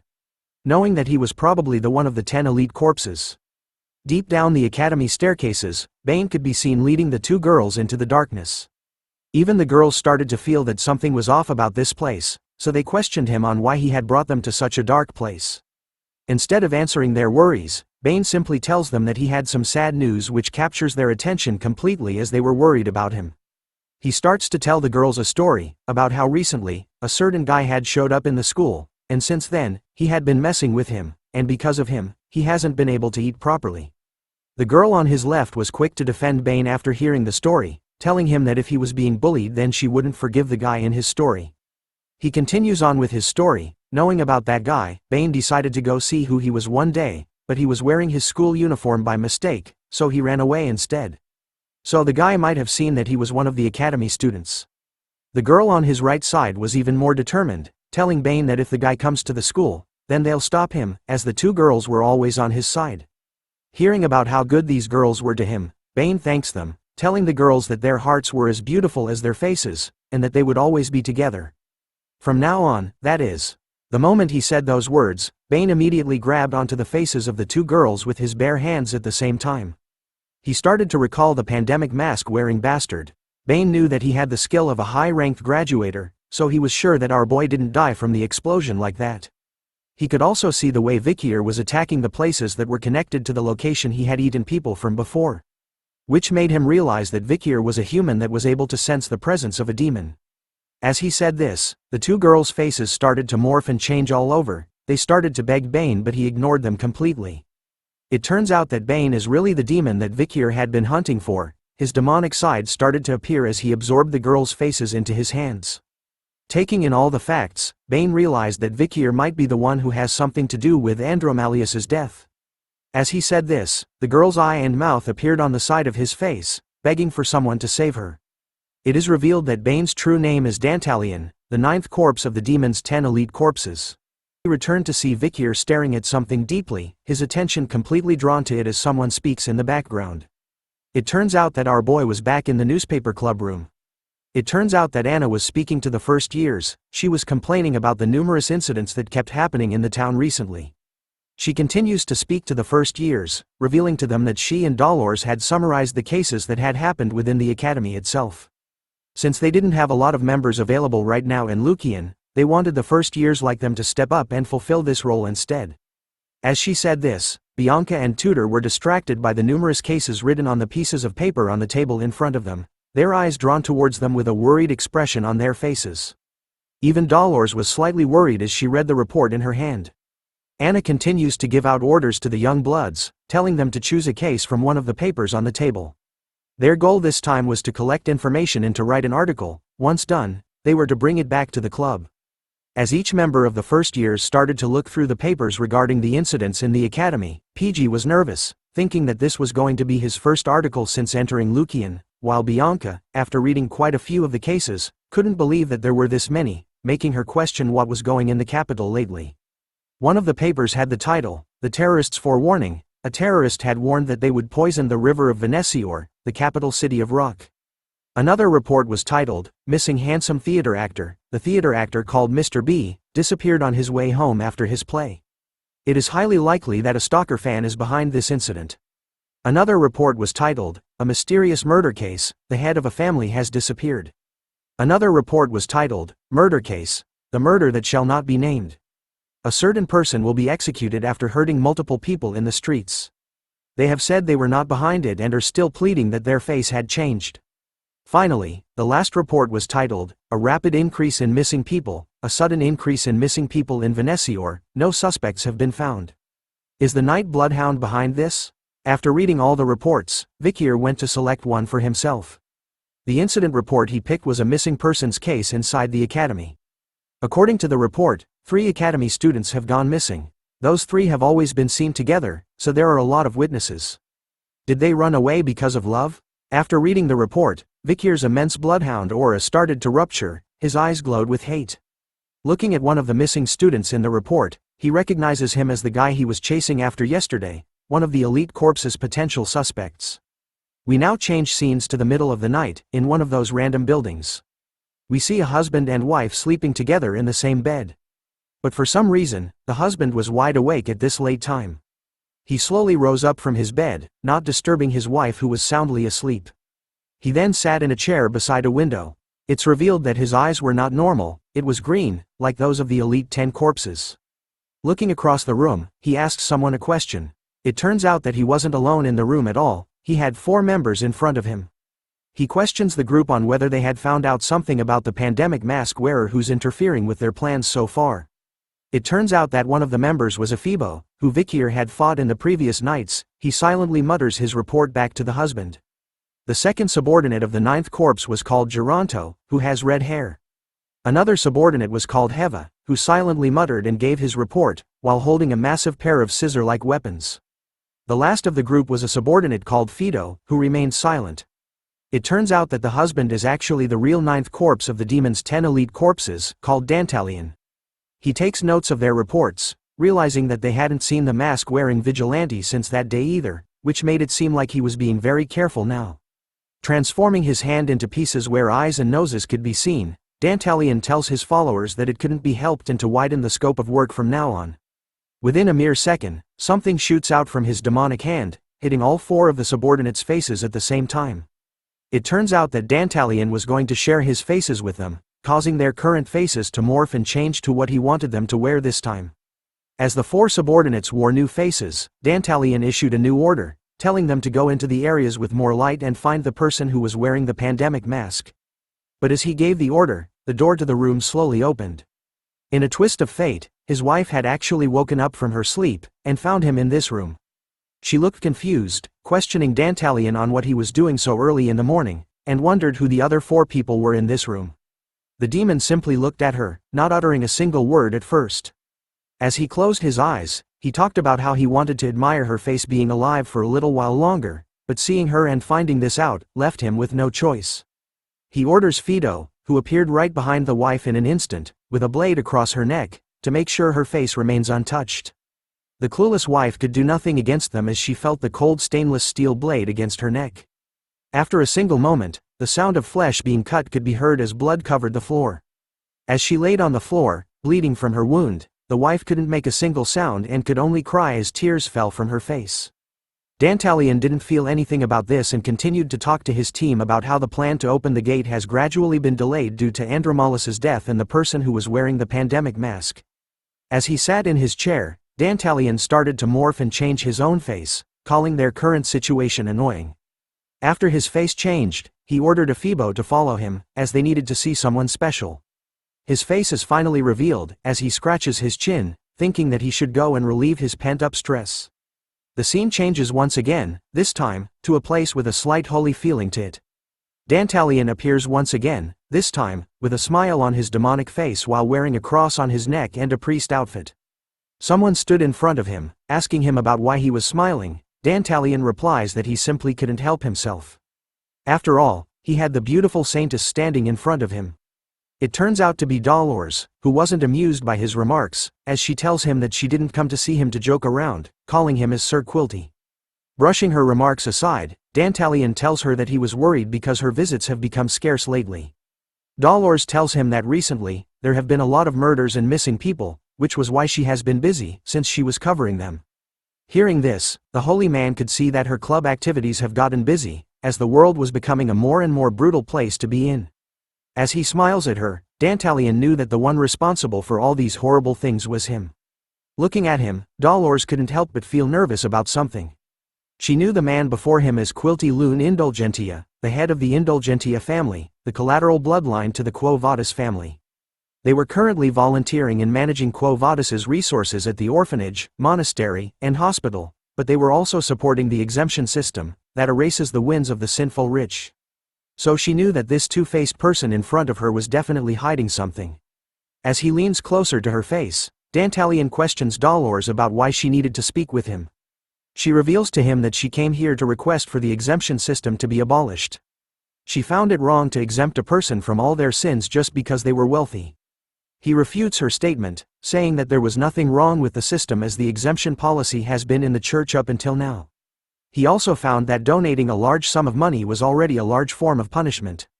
But Dolores wasn't budging from her stance. She counters his argument by stating that sins are something you must expose yourself for in front of God, and forgiveness was only given once you have received the appropriate punishment. With the holy light radiating brightly behind her, she ends her argument, saying that the people affected by the exemption system cannot be saved. Her final words left Dantalian speechless as his mouth was left open. But he quickly closes it, turning away from Dolores, and reminding her that he was simply following the church's doctrine, and that her best course of action was to speak directly to her father, the leader and cardinal of the church. As he continues to face away from her, Dantalian tells her to return, since he heard that the academy students were coming here to volunteer today. So there was no need for them to have a fight within the Quo Vadis family in front of her juniors. Dolores accepts his proposal, but tells him that she would come back later so they could discuss this matter even more. As she left the church, Dantalian's transformation was leaking out. His face was riddled with multiple eyes as he looked back at her, grinning widely. His demonic side was going haywire as his thoughts were filled with how beautiful Dolores looked. He had almost given in to his impulses and collected her face, but he needed to hold himself back, clenching his teeth so hard that they bled. He saw Dolores, the saintus, as the finest product that he had discovered in this world. Dantalian wanted to collect her face when her face was in despair, after the chaos descended into this world. He continues to tremble with his impulses, holding himself back, as he wanted to open the gate as soon as possible. He begs his fellow brethren to hurry and descend the chaos into this world, so he can claim what he wants. The scheme changes to Vikir standing alone in front of a gate belonging to a huge building. He looks around wondering if this was it. Based on the report given to him by Cindy, this was the orphanage that she had found after analyzing Andromelus's ledgers. Which meant it was highly likely that this place was connected to the 10 elite corpses. Looking at the flag being raised, Vikir could see that this place was probably the property of the Quo Vadis family. If a demon is planted within the Iron Blood family, and the Holy Divine family, then it is also highly likely there were demons hiding amongst the other families.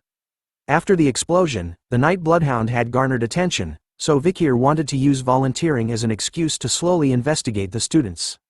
Speaking of the students, some of those students appeared by his side.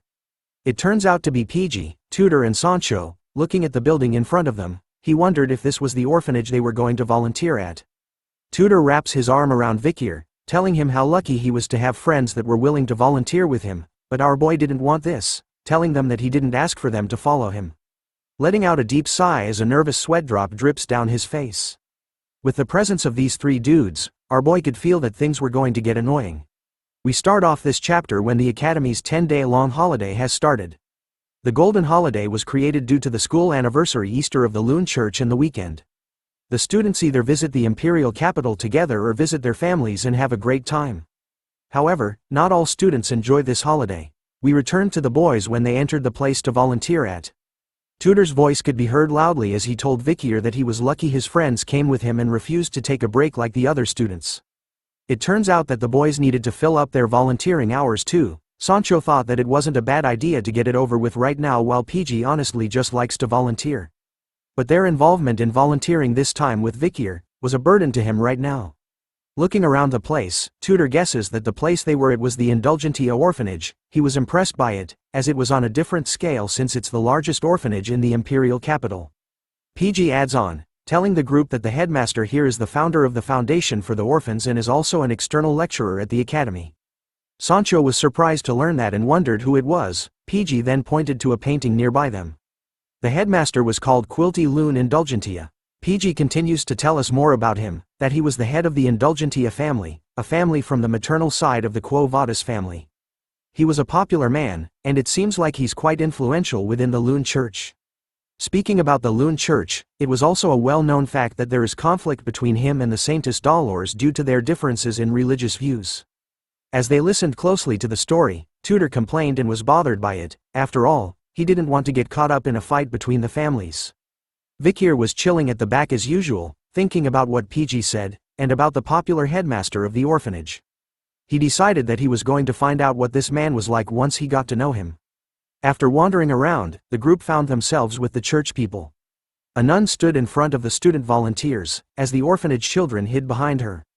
As she stood there, she told the students that she would like it if the volunteers could be teachers to the children for the next 10 days, the same duration as the Golden Holiday. With a bright smile on her face, she tells the students that if they looked after the children well, then they would never forget their kindness in this lifetime. But as she tells them to treat the children with the heart of a parent, the boys are distracted by something as they all nervously stare in the same direction. Tudor points out the issue, asking why Bianca and Sinclair were here with them as they appeared by their side. Bianca immediately took offense to Tudor's question, responding with a disgusted grunting noise. Bianca justifies their presence in the orphanage, telling Tudor that they were here to volunteer, and that she should be the one asking them what they were doing here. But our boy simply replies to her that a hero doesn't need a reason to do good deeds. His reply irks Bianca as she couldn't stand the hero thing, which was expected of a Don Quixote. While Tudor and Bianca were fighting with their words, another person was sure that their meeting here by coincidence must be fate. PG and Vikir stare at a familiar gray-haired girl in front of them. Sinclair appears, with a joyous smile on her face and a bright aura radiating from her body. She looks at Vikir, all happy to see him here. She nervously approaches him, offering her hand as a greeting. She stutters in her words, saying that it was a shame that they haven't been able to talk much but hope that they will get along in the next 10 days. Vikir hesitates at first, but shakes her hand, hoping for the same thing. The moment they held hands, Sinclair rejoiced, vowing never to wash her hand over again. As she basks in her new treasure, PG whispers to Vikir, telling him that he had a piece of information for him. He reveals that he had seen Sinclair seek out the person in charge of assigning volunteers and make a request. She even inquired where Vikir was going to volunteer and asked to be assigned in the same place as him. Which could only mean one thing. Vikir thought about what PG had told him, making him think that Sinclair had approached him under the pretense of it being a coincidence, so right now he needed to be wary of her. After dealing with Sinclair, Vikir turns his head to look around. His eyes were scanning the area, which made him notice that the headmaster of the orphanage wasn't here in attendance, which made it suspicious. But as he was wondering where the headmaster was, the nun announced that it was time for the children to choose their teacher. Upon hearing those words, the children became super active and rushed forward with great energy. Tutor immediately held 2 kids in his arms, overjoyed by how outgoing the kids were. Sancho was already giving some of the kids piggyback rides, while Bianca couldn't believe how cute the kids were. Even Sinclair was surrounded by children as she read them a funny story from a book. Our boy, Vikir, on the other hand, was giving off that Ohio skibbity riz, as he questioned 3 kids on what their names were. Hearing that from him and seeing him, the kids could only have tears in their eyes and fear in their throats. Soon enough, they immediately turn right and run towards PG instead. As he comforts the children, PG tells Vikir to smile a little as a piece of advice. Thinking about it, Vikir was stunned by his interaction with the kids. After all, he didn't know because Pomerian, our sweet little angel, listened to him pretty well, but now, talking to children was pretty difficult. But as he thought about how to interact with the kids, a little kid with blonde hair catches Vikir's attention as he spots her. But then he notices that she had actually run out of the venue. It turns out that the little kid was chilling by herself at a nearby pillar. She wore a sad and depressed expression on her face, as though she was bothered by something. Vikir suddenly appears by her side. His sudden appearance shocks the little girl. He tells her that he too gets stuffy after being in a place filled with lots of people. He continues to tell her that if he isn't careful, then people might think negatively of him, so he questions the little girl on why she left the place by herself. Instead of answering our boy, the little girl simply turns her head away, making Vikir realize that his plan on talking to her had failed. As he thought about it, he remembered Ian, who told him that if he asks questions like he usually does, then the child won't reply, so instead, he should ask while smiling.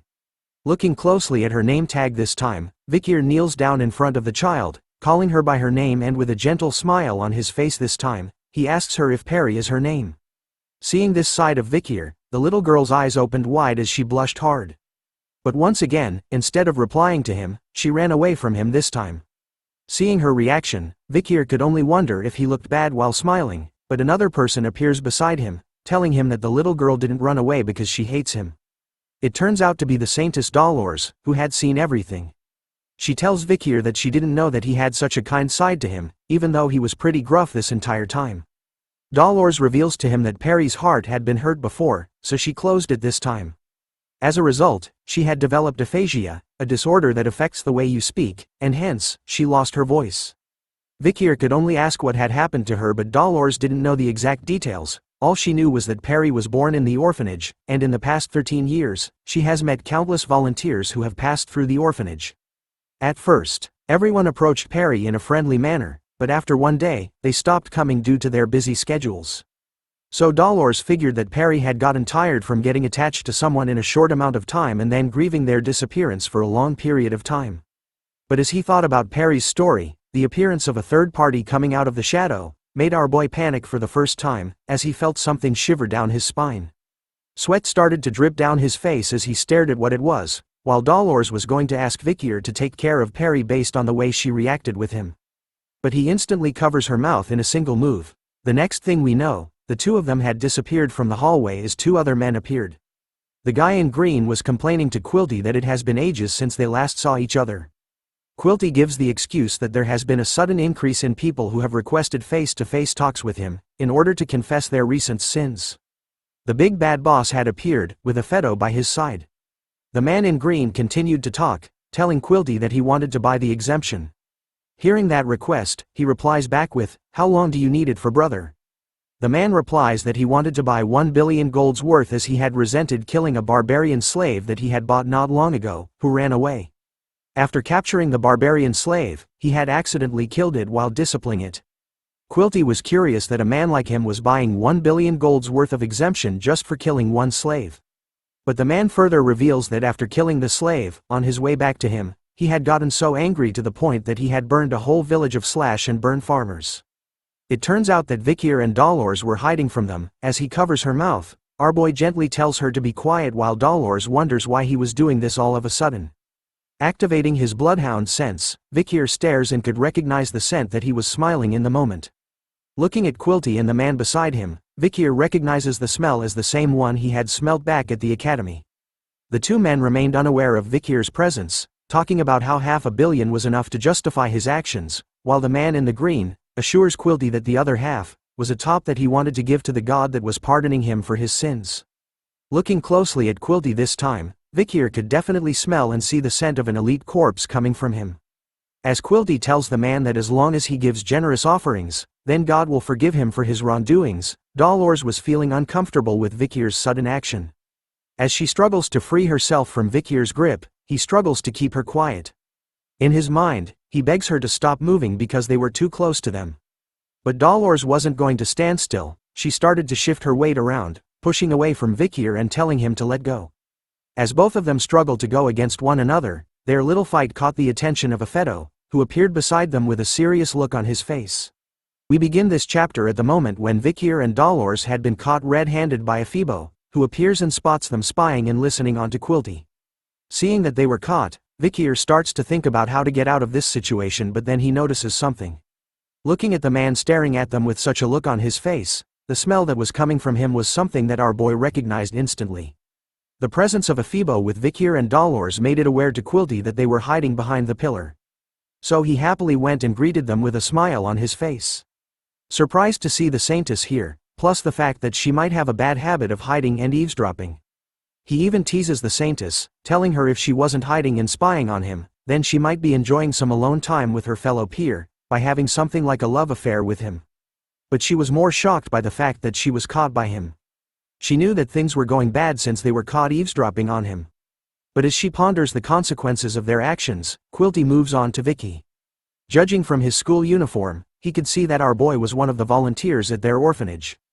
His demonic green glow started to appear in his eyes as he looked closer at Vikir. At first, because of his glasses, Quilty couldn't see it because his glasses were covering it, but now that he looks at him even closer, he could see that Vikir has a really handsome face. In his mind, the elite demon wanted to capture Vikir's face in order to add it to his collection as part of his high-grade category.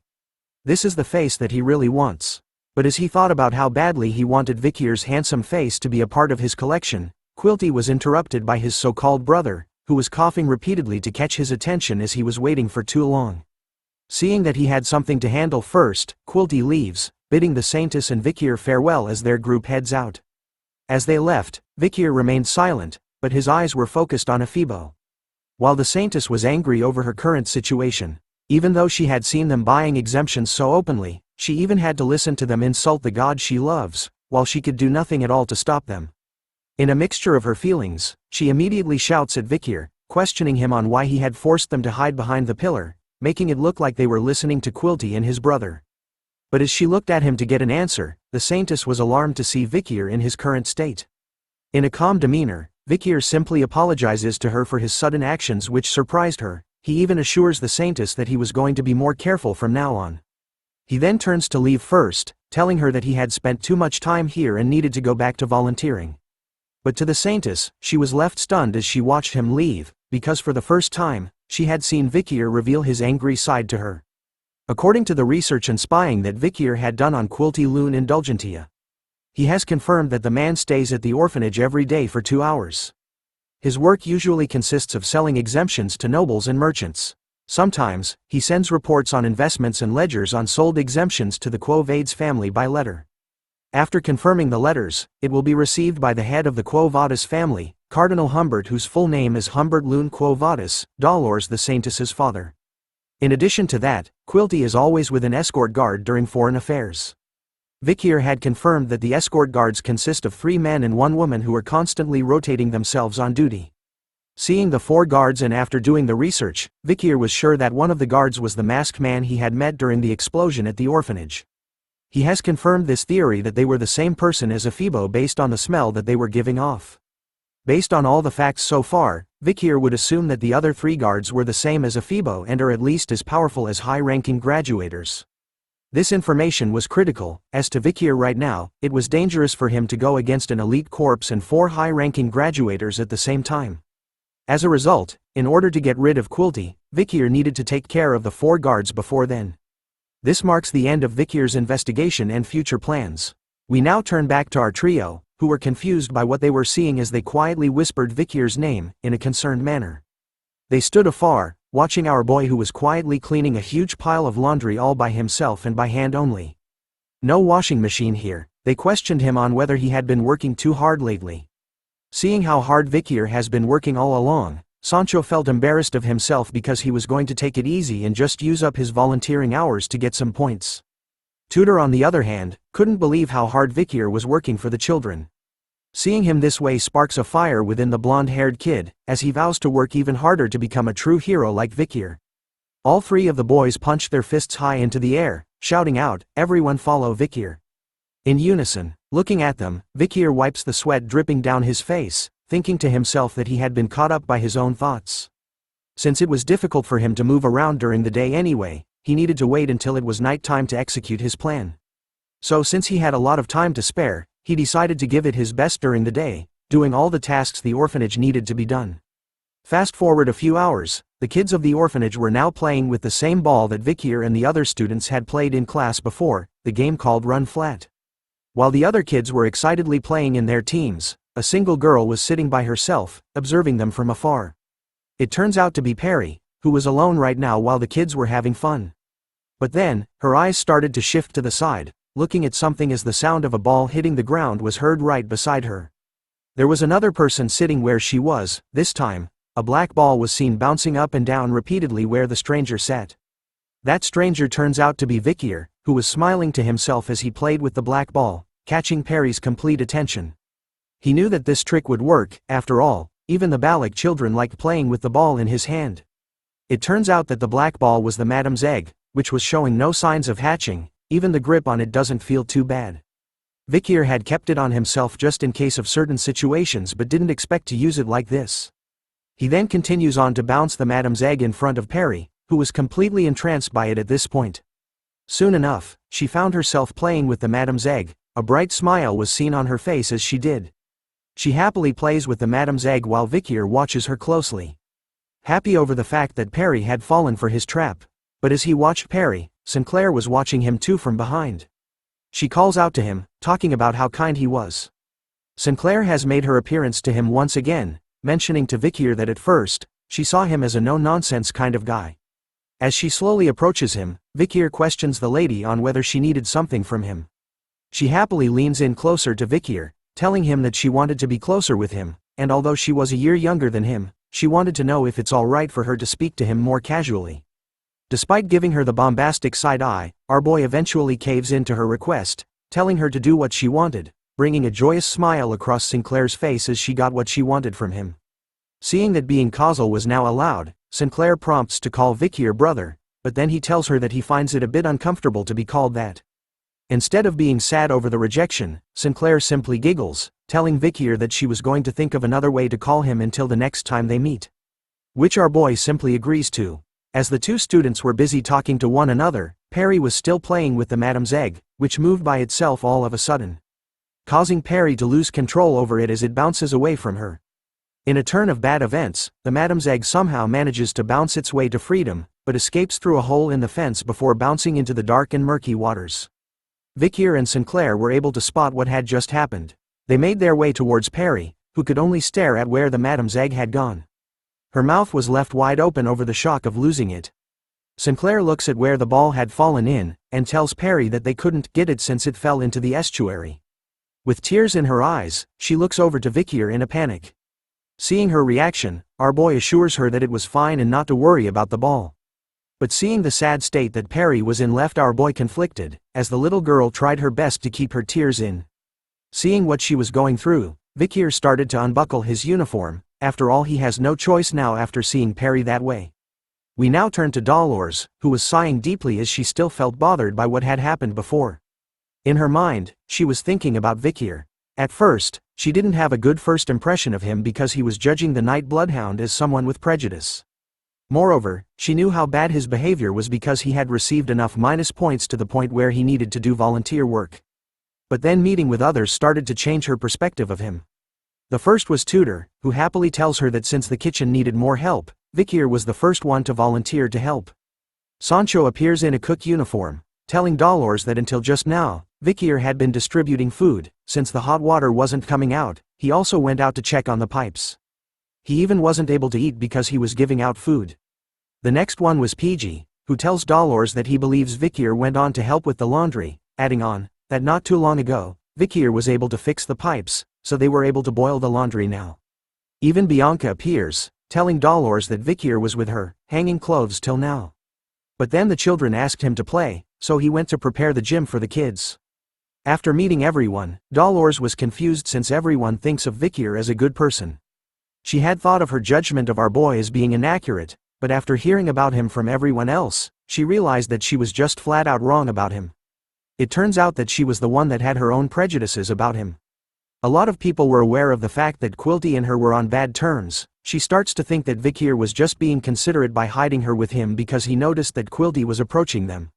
So now, her goal was to look for Vikir and apologize to him over her misguided view of him. Soon enough, she spots him standing alongside Sinclair and Perry, as they look for the ball in the murky waters across the fence. But then something happens which leaves Dolores confused while leaving Sinclair with a heavily blushed face as she tries to cover her eyes. With his uniform and shoes neatly placed onto the ground beside one another, Vikir easily leaps over the fence in a single jump and lands deep into the murky black waters of the estuary, leaving all three ladies with a stunned look on their faces. Soon enough, the ball was in his hand. Vikir, covered in the dirty black water, had finally found the ball that tried to escape from Perry's hand. For some reason, the sun was shining perfectly in that moment, covering our boy in its holy light, activating that main character's aura and riz. He turns to the ladies, with the ball in hand, and tells Perry that now, she didn't need to feel sorry for losing the ball. His kind gesture of finding the ball back manages to capture the ladies' attention as they stare in disbelief, while blushing hard. But to the little angel known as Perry, she was captivated by Vikir's actions, her eyes totally focused on him as the sound of her heartbeat started to beat once more. Ending this chapter with a ba-dump. In this chapter with our boys playing with the kids in the open field, passing around a ball as though they were playing football. After spending so much time having fun with the kids, the boys were all sweaty and tired. Tudor wipes the sweat off his forehead, smiling as he couldn't believe that this was the last day of their volunteering. Sancho agrees, saying that time sure flies when you're having fun. Seeing that this was the last day they had with the kids, the three of them decided to go all out, meaning that they were going to play until they didn't have any energy left. As the three of them pumped themselves up, Vikir was seen sitting at the same tree, alongside Perry who was beside him. As she sat beside Vikir, her face was flushed. She even takes a peek at him, holding onto what looks like flowers in her hand. She continues to gaze at Vikir, who was mindlessly staring at nothing. Picking up the courage, she goes over to his side and lightly tosses a crown made up of flowers onto Vikir's head, which surprises him. He takes a peek at it, wondering if it was really a flower crown that she had given him, but Perry starts to shake her arms in the air the moment he says it. This time, she took one of his hands and pulled it closer to her. Instead of speaking, Perry started to write onto Vikir's hand, telling him that what she had given him was a sign of gratitude. She continues on, writing on his palm in order to speak to him. Perry thanks Vikir for always being with her during his time as a volunteer, and for finding the ball she had mistakenly dropped into the estuary from the time before.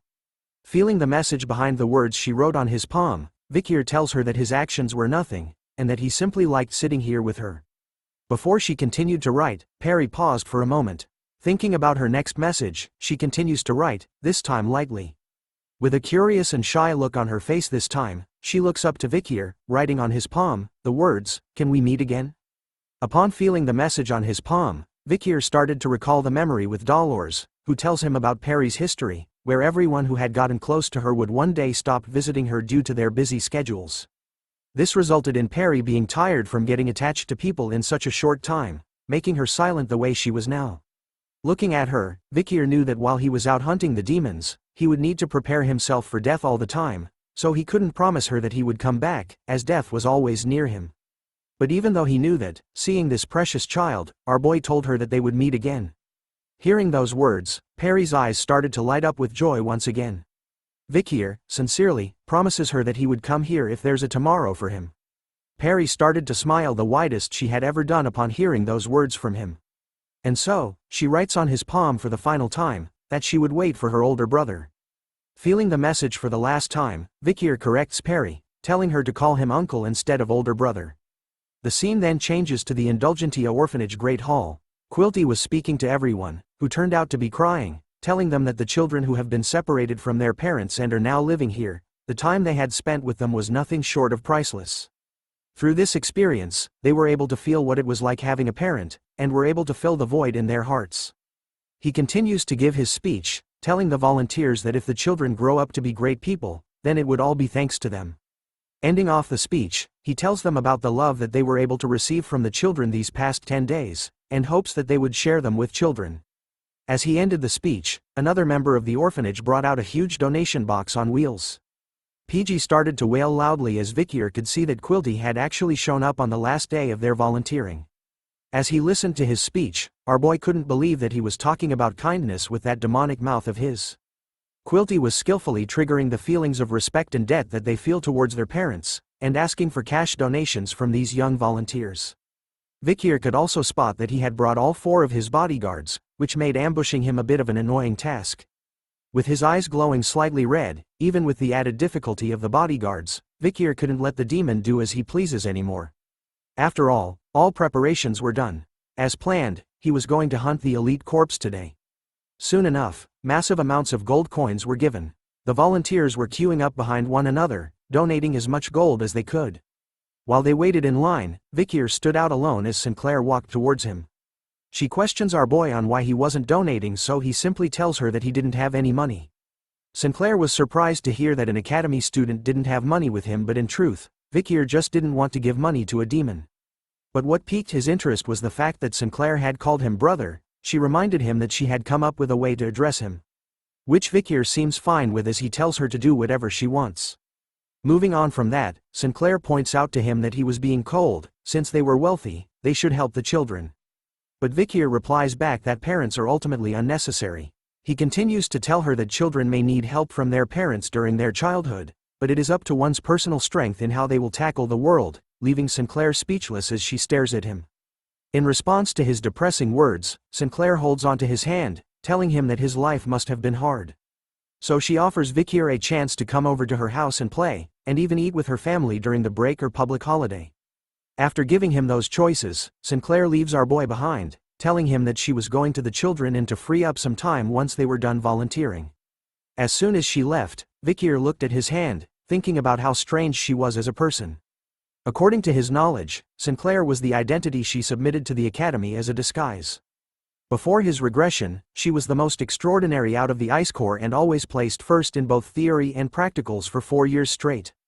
But then, she disappeared after graduation and never showed herself again. And so, Quilty announces after the donation that now is the time for the children of the orphanage to give thanks to their parents for the past 10 days. Tudor cried as he hugged the kid he took care of, promising the little one that until he became a great hero, he was going to come here every week, even after he became a great hero. Sancho was on his knees, telling the kid that in the north, the children are considered most precious, as they are the future. Reminding the little boy that the empire's future was on his shoulders and that he should do well in life. PG started to wail once again, telling the children that had gathered around him that he was definitely coming back, and that he would also bring lots of yummy food for them. Even Bianca couldn't help but cry a bit as she held the little girl's head. She felt that these past 10 days were both long and short at the same time, and couldn't believe that she herself had gotten attached to the kids this much. As the volunteers started to be with their kids, Vikir stood alone at the back, silently watching everyone. He turns to his right to check and then his left. Even Dolores was there, comforting the children by rubbing their heads. Vikir sneaks up behind her and calls out her name, startling the saintus. As she turns to look at him, her face becomes flushed with red. As she keeps seeing the memory of him being shirtless and covered in dirty water after rescuing the ball from the murky waters of the estuary from which it fell in, she wonders why she keeps thinking of that day as Vikir tells her that he had a question for her. It was about Perry. He wondered if she had seen her around lately. Thinking about it, Dolores looks around, realizing that she hasn't seen Perry here yet but was sure that the last time she saw her was this morning. Hearing that bit of information, a sudden feeling of dread overcame Vikir as he realized something. Wasting no time at all, he turns to leave as Dolores chases after him. Thinking about that sweet girl not being here, Vikir's bloodhound senses started to activate. He spots Quilty from afar, who wears a creepy and demonic smile on his face. Seeing that, fully unleashed the bloodhound within Vikir, as he stares back at the demon, with bloodlust in his eyes. Soon enough, night arrives in the city. As the boys were deep asleep, crying about their goodbyes to the kids. Vikir's bed was empty. We then turn to another building, part of the Indulgentia Orphanage Children's Dormitory, the fourth building. Inside it, the 4 bodyguards of Quilty were present, all wearing their weapons. Upon reaching a specific area, they started to part ways, each of them heading alone in their own paths. We now see Aibo all alone, as he continues his surveying of the area, only darkness remains behind him. Out of the darkness, a bloodhound appears, its eyes still glowing bright red even though it was hidden underneath a mask. Aibo immediately turns around, sensing something but spots nothing at all. As he continues to stare at the empty hallway, a voice appears in front of him, telling him that he had a question. The bloodhound appears right in front of Aibo without him even realizing it. Vikir questions the demon on where the children who were locked up for the purpose of being the elite demon's food supply were kept hidden, but Aibo didn't even respond with words but took action instead. He immediately swung his massive mace weapon to our boy. But before the attack could land on him, Vikir manages to separate his head from his body within a split second. Holding onto Aibo's head, Vikir found it funny that he asked a question to someone who can't talk. Unleashing his own demonic sword, Beelzebub, Vikir reveals that this time, there was no time for him to play with these demons as it was hunting time for the bloodhound. We begin this chapter off with Vikir holding onto Aibo's head after teaching him a lesson in the previous episode. But as our boy held onto the undead's head, he started to notice something from it. Aibo's head was starting to smoke. Without doing anything to it, smoke started to arise from mouth and ears or any kind of holes Aibo's head has. Before long, the undead's head dropped onto the ground without warning. What was left in Vikir's head was the face mask that Aibo had worn during the first night they had a fight together.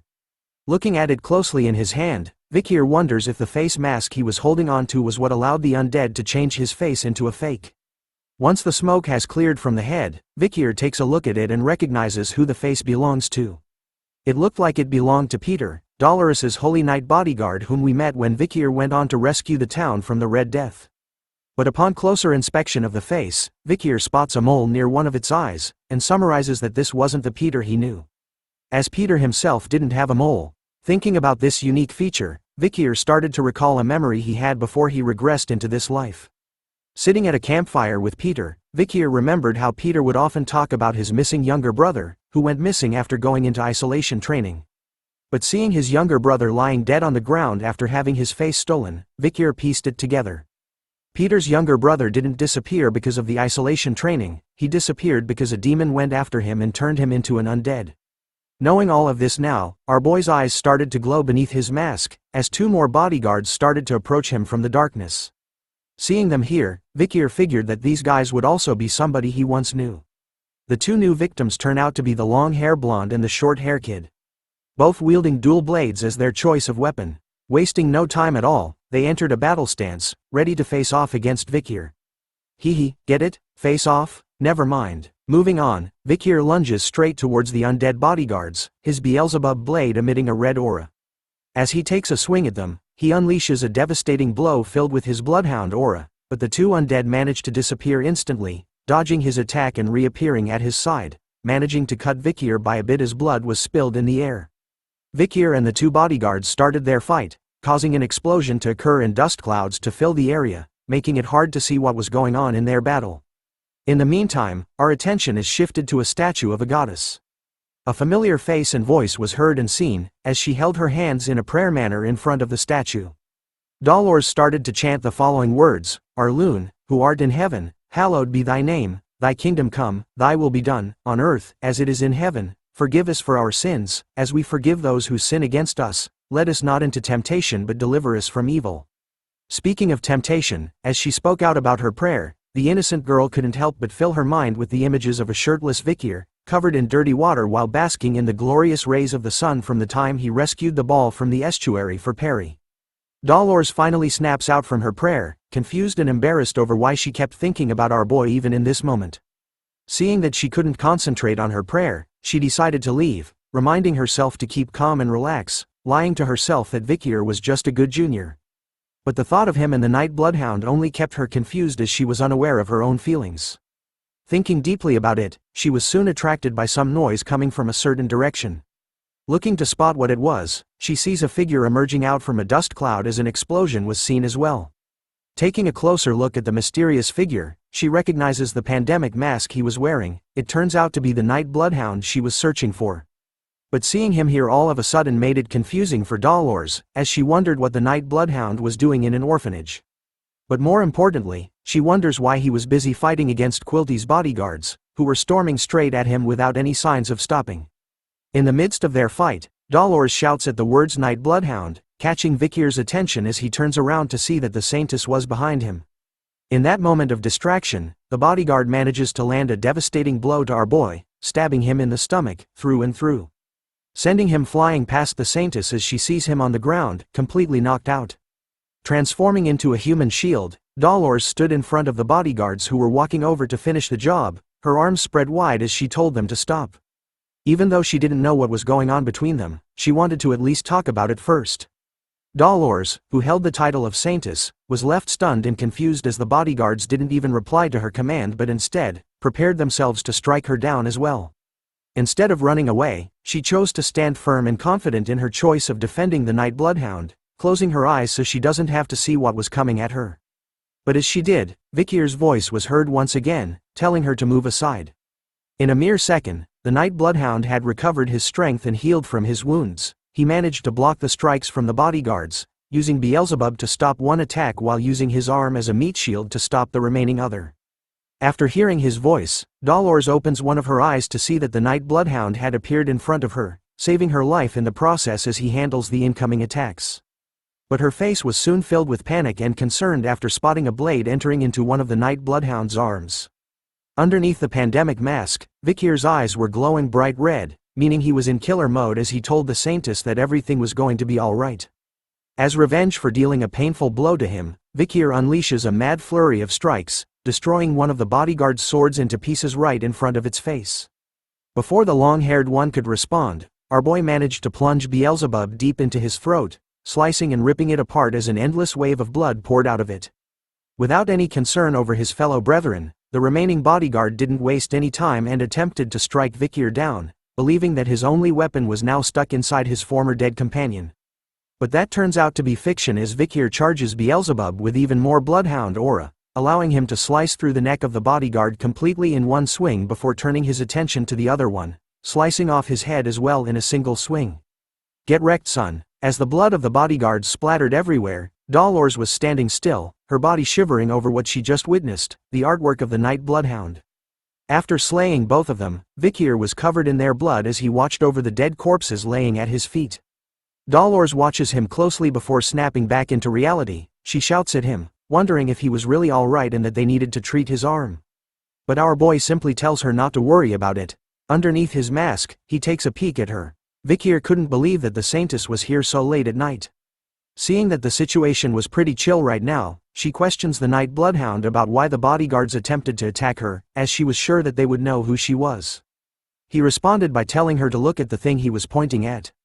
The bodyguard's head started to melt like a Phoebos with smoke coming out from every single hole in its head. The disgusting sight left Dolores to cover her mouth in order to not puke at this sight. While the Night Bloodhound explains and reveals to her that Quilty's bodyguards were undeads who were using the face of other people.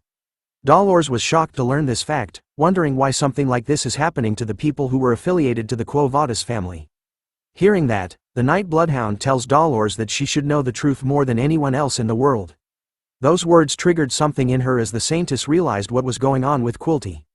As the fake faces start to disappear and turn into the face mask that Aibo wore, Vikir takes a closer look at the faces they were using.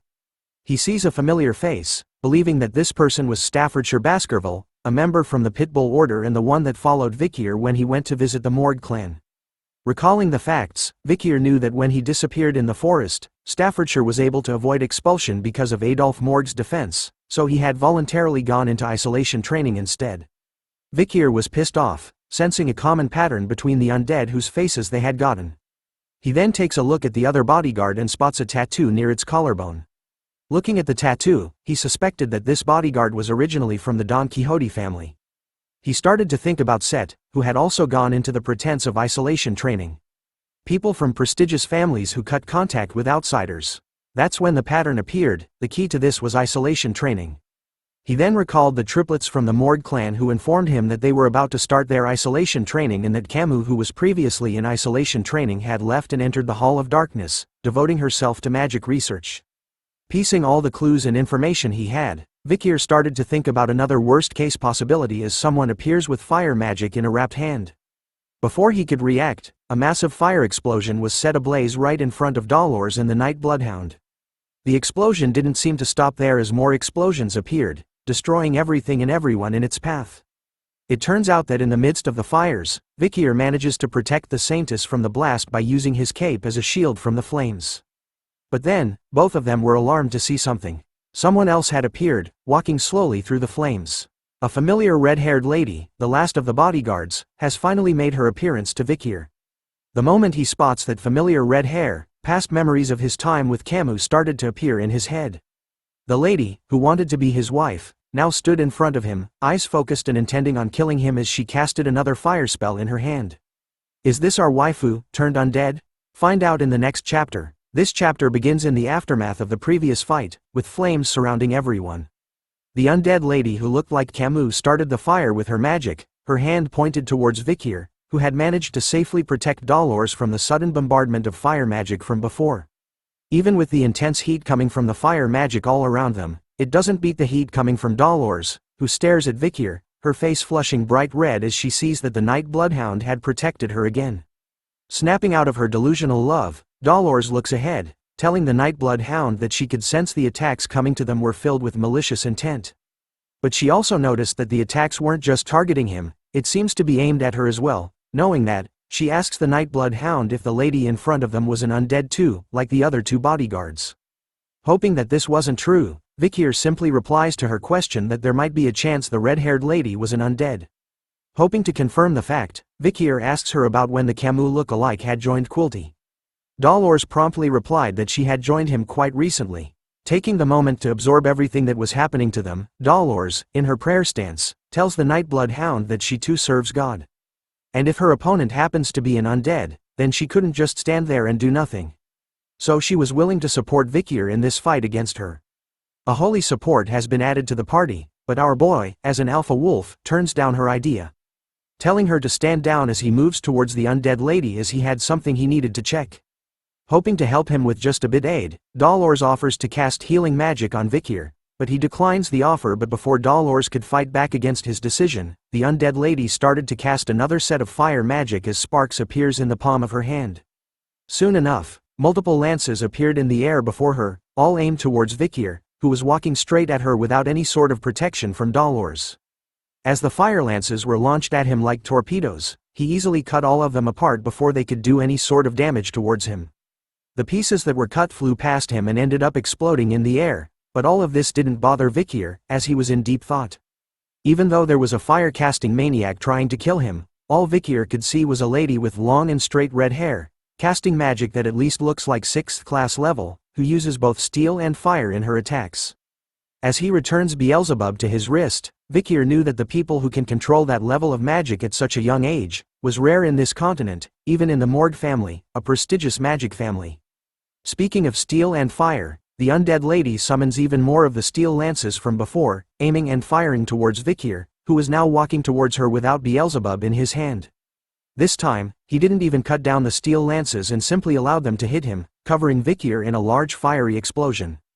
Out of the flames came Vikir, completely unharmed by the attacks from her, even managing to catch one of the steel lances in his hands. He continues to make his way towards her slowly, not even bothering to dodge the steel lance attacks as some of them managed to cut his shoulders. One of the steel lances even manages to blow pieces away from his left side, but he still continues to move forward, unfazed by everything that was happening to him, unafraid of the steel and fire attacks. Even Dolores, who was watching from the back, noticed that the Night Bloodhound was purposely taking on the attacks from the undead, making her question why he was doing so. And if it was because he knew who the undead was. What was more important to her was what kind of relationship did the Night Bloodhound have with the undead they were facing. Even in the face of death, Vikir continued to walk towards her, not even defending himself anymore. The nearer he got to her, the more he started to think about the time before he regressed. A flashback starts in his head. Vikir knew about the good relationship Camus had with her uncle, Adolphe Morgue. Which meant that she wouldn't have left the registry and gone into isolation training in the Darkness Hall. But as he started to recall all the moments they had spent together in this life during their childhood, Vikir started to regret the fact that he had approached her in this life. Thinking back about their conversations, regretting the fact that he had started a relationship with her, and eventually even used her for his own plans. Camus Morgue, her face suddenly cleared to him. As he stood in the flames that were trying to kill him, Vikir started to think about the decisions he had made after regressing, some of which may have caused the bright future of the hero known as Camus Morgue to disappear. As he finally stood face to face with the Camus undead look-alike, Vikir wondered what the hell had he done to cause this situation. Sensing a chance to attack while Vikir appeared distracted, the undead started to cast another flame spell in her hand, but our boy managed to grab her wrist before she could go any further. As he pulls her arm down to prevent her attack from reaching him, Vikir immediately grabs onto her face with his other hand. In a swift motion, he removes the mask that all the undead were wearing in order to see her true face and to confirm what he was afraid of.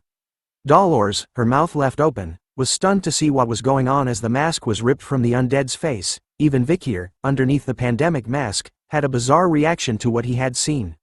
Unwillingly to stop even after having its mask removed, the undead started to cast the flame spell once again in her hand, aimed right towards Vikir, who was about to take it at point-blank range.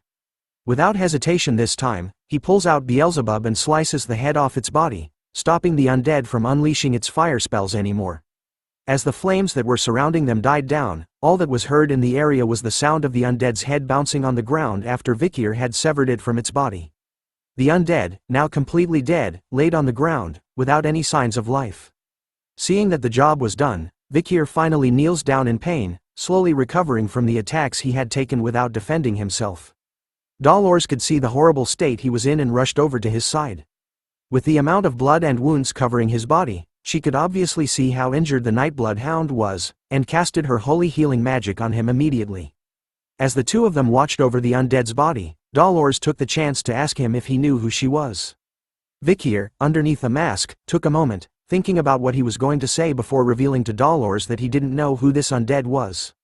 Phew, thank the goddess. Sensing that most of his injuries were healed, Vikir slowly stood up, telling Dolores that she had done enough and that his current state was fine enough. But as he stood up, Dolores tried to argue back that he hasn't been healed fully. Feeling that she shouldn't push it, she questions the Night Bloodhound on the reason why he was fighting to the point he had become so injured, and whether he was willing to tell her the truth. Once again, Vikir paused for a moment, before telling Dolores that he was demon hunting, leaving her in a state of shock as he reveals to her that this was his personal vendetta. Moving on from that, he walks over and picks up the mask the undead was wearing. Looking at it closely in his hand, Vikir had wondered what was exuding so much strong demonic energy. It turns out it was the masks that the quilty guards were wearing. Seeing that he had collected all four of them, Vikir was going to take care of them now. "Hey, give me the relic," said unknown voice, causing both Dolores and Vikir to immediately turn to see where it came from. A nasty-looking mouth had appeared in the stomach of the undead Vikir had just slain. The mouth talked about Aibo, Hebe, Pedo and Geronto, the names of the four bodyguards, and how it had borrowed them from a certain woman, who was now going to be freaking mad about what had happened to them.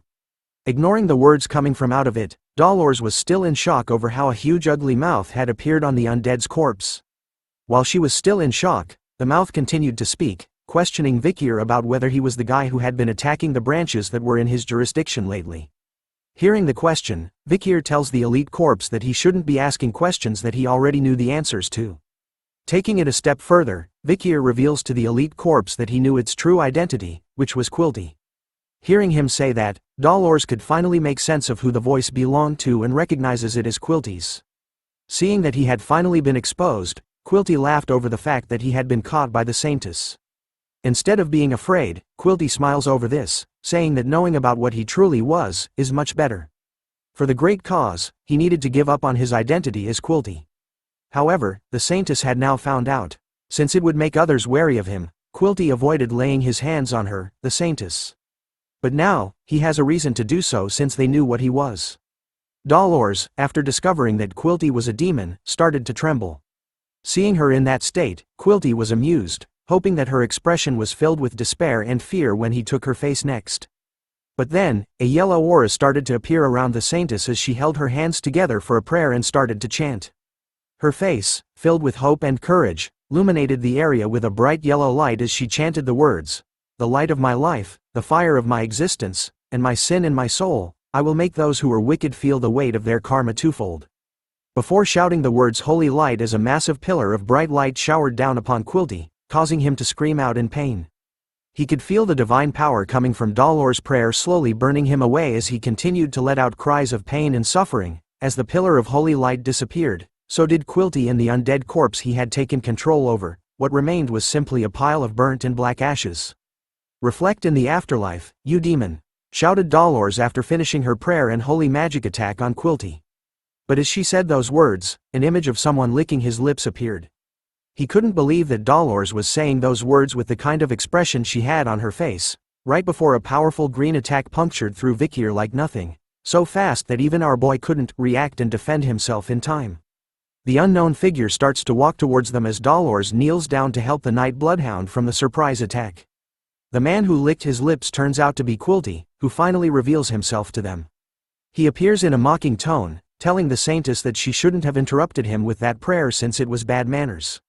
Using herself as a human shield, Dolores tries to block Quilty from reaching the Night Bloodhound, who was in the midst of recovering from his surprise attack.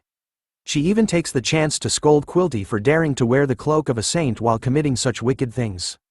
But he simply tells her that he did what any demon would do before questioning her on whether she wanted to fight him. Her voice trembles and stutters as she tells the demon that yes, I am going to fight you.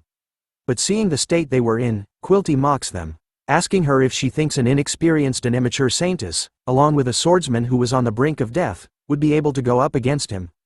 An elite corpse. As he touches her face, he could see that Dolores was forcing herself to act like she was strong. After all, he could see fear dripping out of her expression this round. With a sickening look on his face, Quilty screams at the saintus that she couldn't fool anyone with the face she had on right now, a face filled with fear and horror. Quilty's mouth started to drip with saliva, his eyes completely focused on the fact that he was about to have the face that he always wanted for so long. It was literally in his hands. But in the next moment, a familiar sight appeared, with Beelzebub entering his skull from the bottom of his chin, leaving him confused. Vikir's voice could be heard as Dolores turns to look at the Night Bloodhound. Vikir reveals to Quilty that he had been following his traces, which made him realize a few things about the demon. First was that he was a coward who would easily sacrifice his subordinates. Second, he was a coward that didn't fight for himself. Third, Vikir figured out that Quilty wouldn't reveal himself as long as he remained uninjured. So all this time, our boy had pretended to be hurt by the surprise attack, revealing to everyone that he had already healed from the attack a long time ago, and that healing an injury like that was nothing. This was all part of his act. Even with a blade through its thick skull and its eyes rolling backwards filled with blood, Vikir questions Quilty about how his acting was. In the next moment, Quilty's eyes changed back to its bright green demonic side, staring right at Vikir even with a blade in its head. Laughing over their situation, he tells Vikir to call him Dantalian instead, throwing away the name Quilty before calling Vikir a damned method-acting brat. Start off this chapter with Dolores looking all shocked and stunned by what just happened. A brief recap: even after piercing his head with Beelzebub, Dantalian was still able to talk.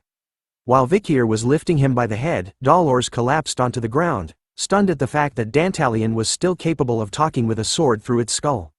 Seeing how the demon was still alive, even Vikir was taken back by a bit, recognizing that the title Elite Corpse isn't just a title.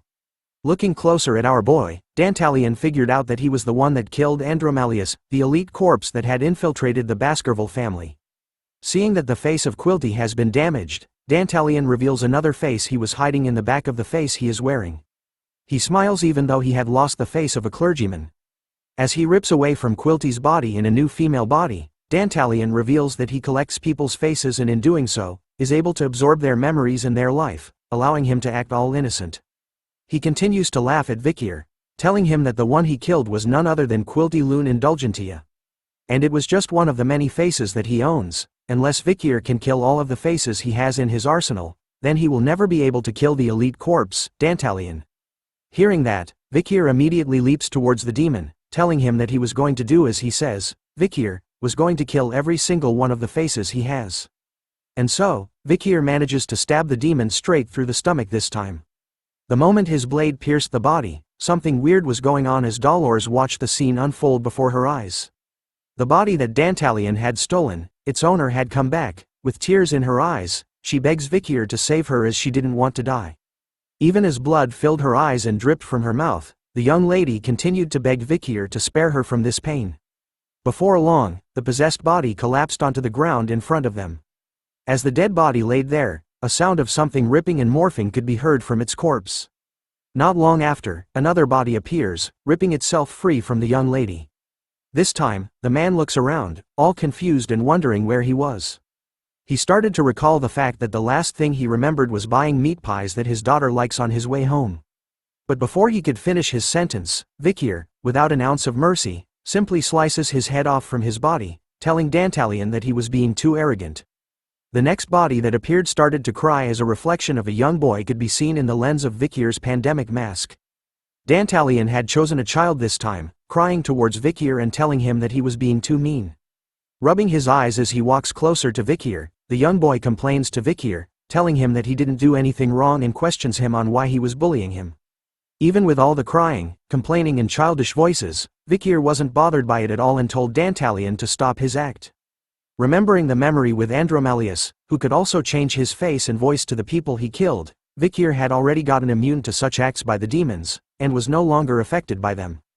After revealing that fact, Dantalian finally shows his true demonic side once again, smiling after knowing that Vikir was a stone-cold killer and that his changing of faces didn't affect him at all.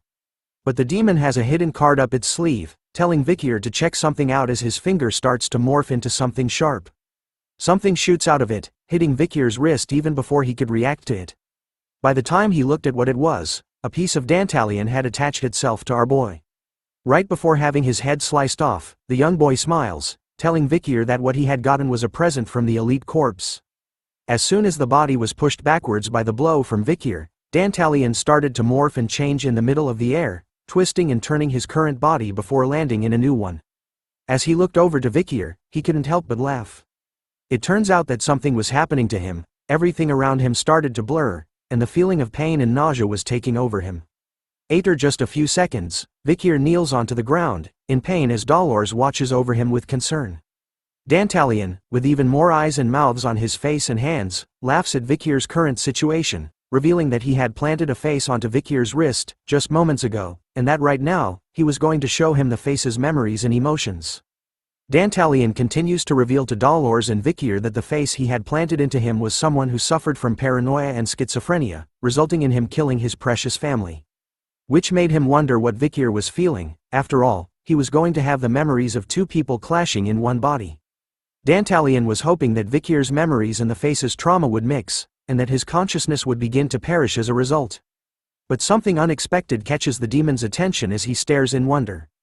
Dolores, covering her mouth in shock over what the Bloodhound did. Vikir had actually sliced his own arm off before the face's trauma could mix into his mind. Dolores was concerned over his missing arm, but Vikir assured her that everything was fine as he started to recover.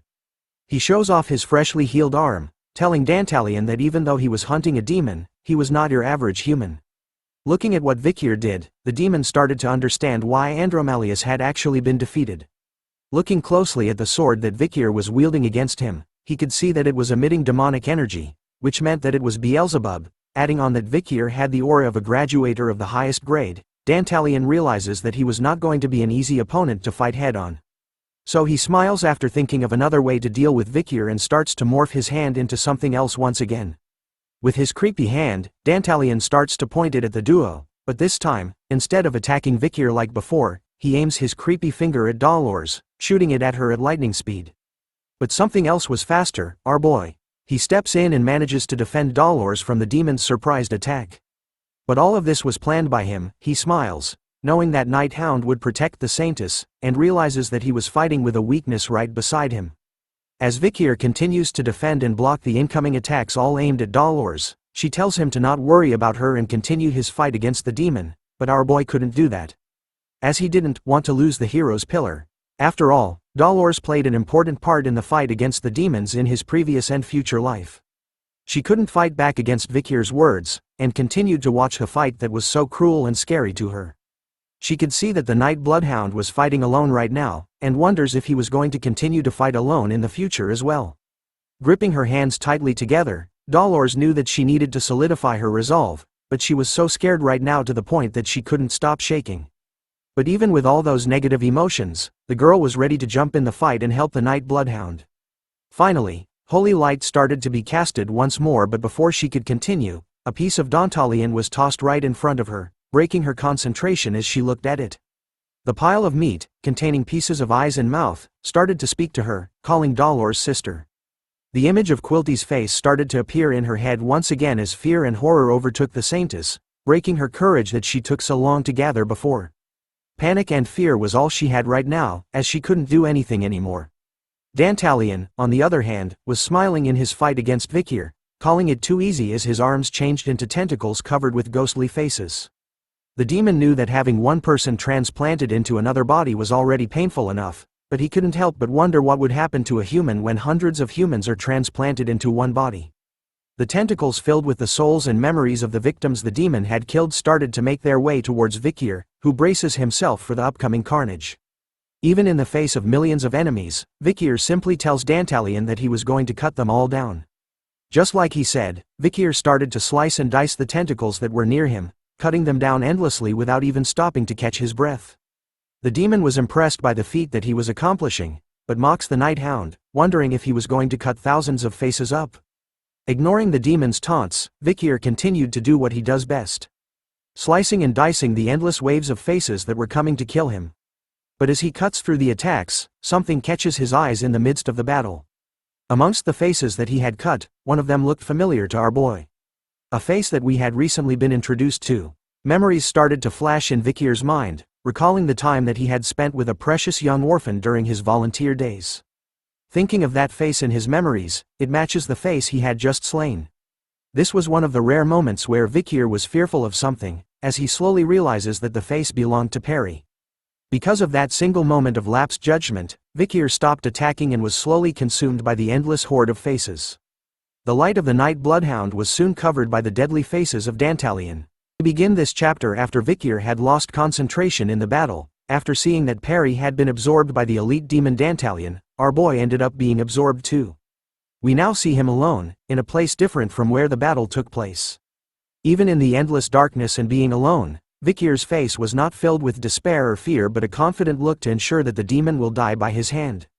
But looking in front of where he was, Vikir spots an endless amount of people, sitting on the ground in a neatly formed rows at a place that looks like a sewage area where water was flowing constantly past them, but they remained seated, not even raising their faces and being unbothered by the water.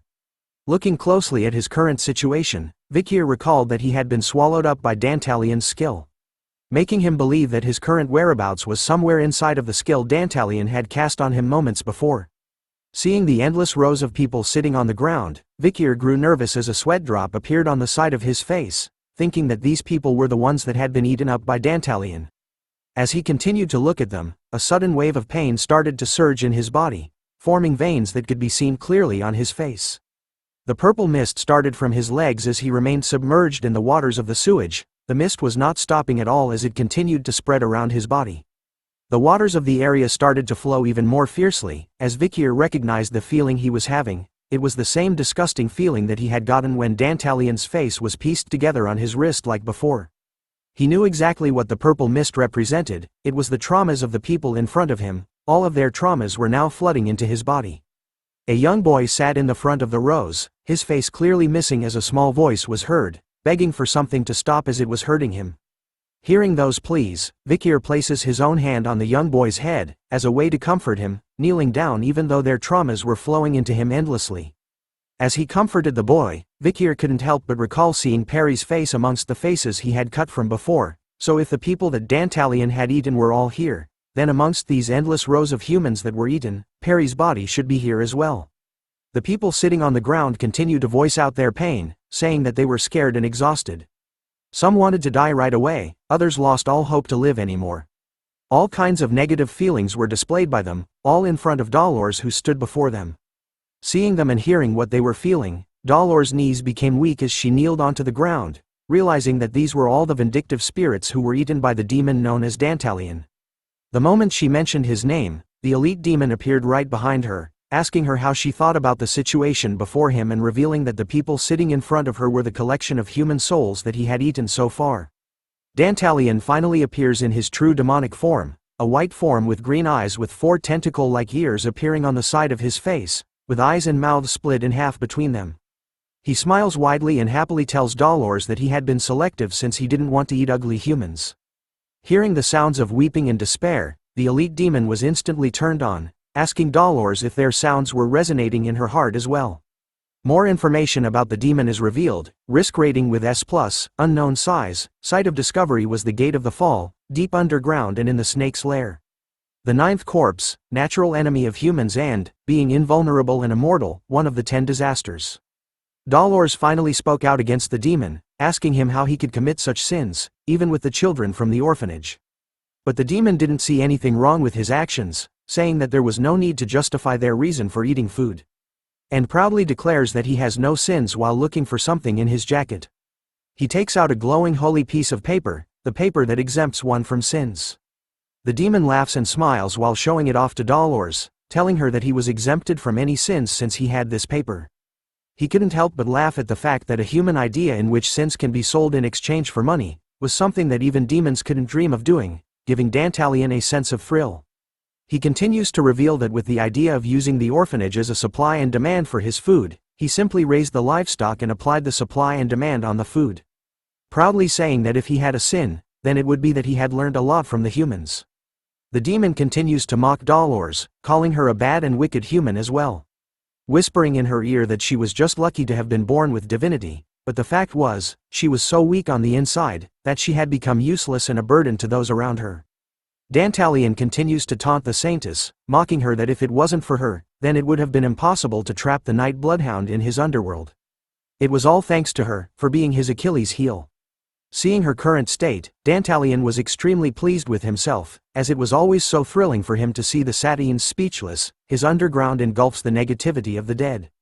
So right now, he was extremely excited to see the negativity tainted all over the saintus's face. Dolores started to turn her head, telling the demon that he was right, and that everything he said so far was true. From the exemption that humans gave for sins to be exchanged for money, for being allowed to harm others for their own convenience, even her own shortcomings, along with all the weaknesses that humans possess. She admits that all those things will combine, and in the end, create an environment of despair. Dantalian was reaching peak climax as the saintus seemed to finally agree with his own words. His spiked mouth opened widely as saliva spilled everywhere. But wait, there's more. It turns out that the saintus was not in despair, as a bright golden light envelopes her body, with tears dripping down her face. She tells the demon that humans also possess the strength to believe that they can move towards a good path, even when in despair. Dantalian immediately took a step back from her, covering his body with his hands as he was shocked to see the divine power coming from the saintus. It turns out that she was being infected with negativity like he had hoped for. Thanks to the demon, Dolores finally understands just how indecisive she had been up to this point. She couldn't enforce abolishing the exemption because she had been scared of her father, and that she couldn't help the Night Bloodhound because she was terrified of Dantalian. Dolores knew very well how useless she had been this entire time.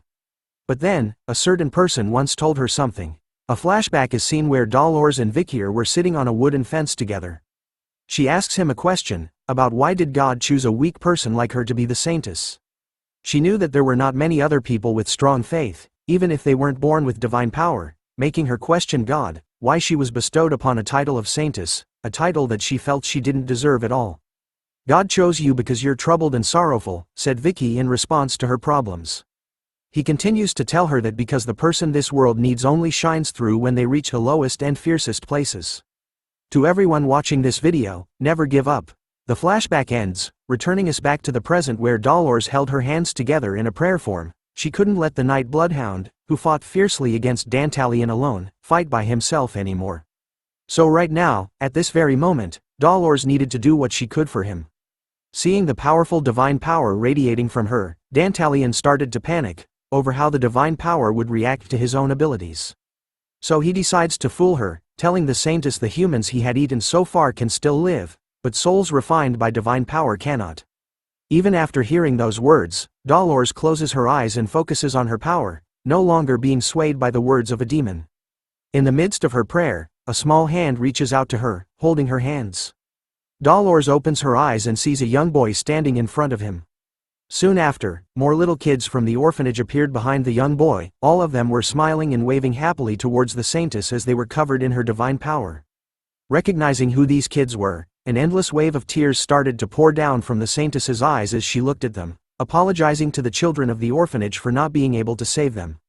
Seeing the children gave her the final push she needed as she let out a powerful ring of divine light all around her, bringing light into this dark and horrible place. In another place, a familiar person was spotted sitting alongside the victims of Dantalian. It really turns out to be Perry. She sat on the ground, her face completely void of any feelings as her eyes showed no signs of life in them. Vikir quietly sat behind the young girl, telling her that he had finally found her once again. As he sat there with her, Vikir started to talk to Perry, telling her about how he was wondering why he had wanted to see her again. It turns out that he had something he wanted to tell her something. As he said this, Vikir's body was slowly crumbling away due to the amount of traumas he was taking in, but still, he continues to talk to Perry.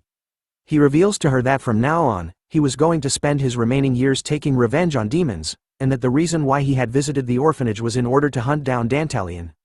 He didn't think about what he would do beyond that. And yet, during the time he had spent in the orphanage, from the moment he had met Perry, Vikir realized something after seeing her angelic smile. If there was one thing that would make this revenge of his meaningful, then it was that Vikir wanted to create a world where he can laugh in the future with children like her. As Dolores's powerful divine power started to reach the place where Vikir was, he gave a final thanks to Perry for creating meaning in his plan. And told her that he was sorry for not being able to protect her. Even though Vikir was slowly losing his life, Perry's voice reached out to him, telling our boy that she was glad that he had come and saw her once again, bringing life back into Vikir's eyes as he heard those words. Turning around, Vikir could see the endless rows of people, their faces filled with life once again, especially Perry, who continued to smile at him. But she couldn't help it as tears started to flow down her face once again as she told Vikir about how scared she had been. The divine power of Dolores was healing and casting away any signs of demonic power within Vikir whilst giving life to those that had been the victims of Dantalian.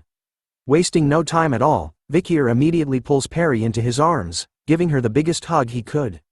As they hold one another in their final moments, Vikir promises Perry that he will never forgive the man who made her cry. Hearing that, Perry started to smile, telling Vikir that what he said was now a promise between them. The divine power of Dolores showed no signs of stopping at all as its light radiated so brightly that it could be seen outside the building they were in. Even Dantalian was alarmed by the power, questioning since when had the saintus been this powerful, belonging that she had finally awakened her powers. Once more surprising, was that she was able to purify all the souls he had in his underworld. From out of the light, came out Dolores and the Night Bloodhound, no longer affected by the demon's abilities. Dolores continues to let out her power, engulfing Vikir in its holy light. As he basked in all of its glory, our boy started to notice a change in his body. He could sense that the Baskerville aura he had was overflowing, all thanks to the saintus's divine power, which was exponentially increasing his aura. With the help from Dolores, Vikir believed that in this moment, he could do it now. He can now reach the next level. From 6 spheres of aura, Vikir started to form the 7th in his core. The aura covering his hand was in a gas-like state, but as he focused, it started to solidify. Dantalian immediately recognizes the change that was going on with Vikir, seeing the solid aura that was now covering Beelzebub. To the horror of the demon, Vikir had finally reached the next stage. He was now a swordmaster. With his newly acquired powers, Vikir was about to go on a rampage, his anger maxed out as he promises the demon that he was not going to have an easy death. We begin this chapter where we left off. Dolores was now acting as Vikir's support. She stands in the back casting her holy magic to buff Vikir to the point that he had achieved the swordmaster stage, allowing him to turn his aura into a solid state, wearing it like a form of armor against their fight with Dantalian. In the midst of their battle, the holy saint could feel it. The sadness of countless children being sacrificed, their feelings of anger and hatred towards the demon who sacrificed them, and the emotions felt by the Night Hound, all of those feelings were now being shared with her in their battle against evil. She recalled something that the Pope had said to her a long time ago, that the saintus can be awakened by meeting her true companion, and that meeting is right here, right now. Clasping her hands tightly together, she becomes determined to give all the divine power she had to the Night Hound, her true companion that she had finally found. The spell she was casting is called Soul Resonance, a blessing where the saintus can give their divine power to the soul companion they acknowledge and temporarily raise their stats. The Night Hound, or rather our boy, Vikir van Baskerville, could feel every inch of the blessing's power coursing through his veins, amplifying his abilities to the maximum, allowing him to reach the supreme domain. This, ladies and gentlemen, is the moment the first swordmaster awakened amongst his generation.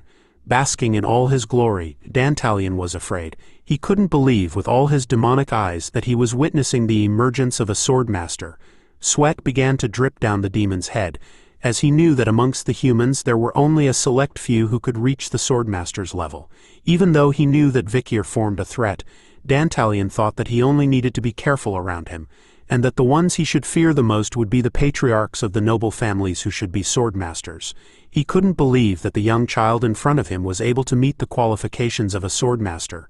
But as he was busy in his thoughts, Dantalian's view of Vikir suddenly went upside down, leaving him to wonder what was going on as his head was sliced up and flipping through the air without him even knowing what happened to him. With just a single swing of his blade, Vikir sends numerous slices of aura through the air from a distance, cutting and dismembering Dantalian into pieces.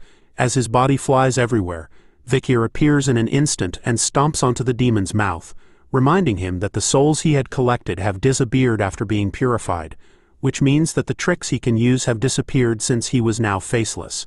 With all this information and seeing his current state, Vikir taunts the demon, telling him that he must be experiencing fear and despair, like the countless victims he had killed before.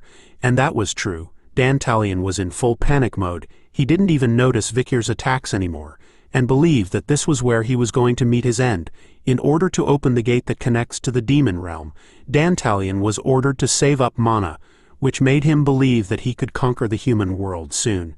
But he didn't anticipate that there was a single human who kept getting in the demon world's way. Leaving the demon with no other choice, Dantalian decides to kill Vikir, even if he has to put his own life on the line for the sake of the plan. Something starts to happen, as Vikir was quick to notice that the fight didn't end here. Dantalian's face started to morph and change as he mocks the Nighthound, telling him that he wasn't done yet. Revealing a new gigantic form, Dantalian reveals that he still had one face left to play as he towers over Vikir. He declares to everyone present that he was going to self-destruct in order to take them down with him, even the people who were staying at the orphanage at this time.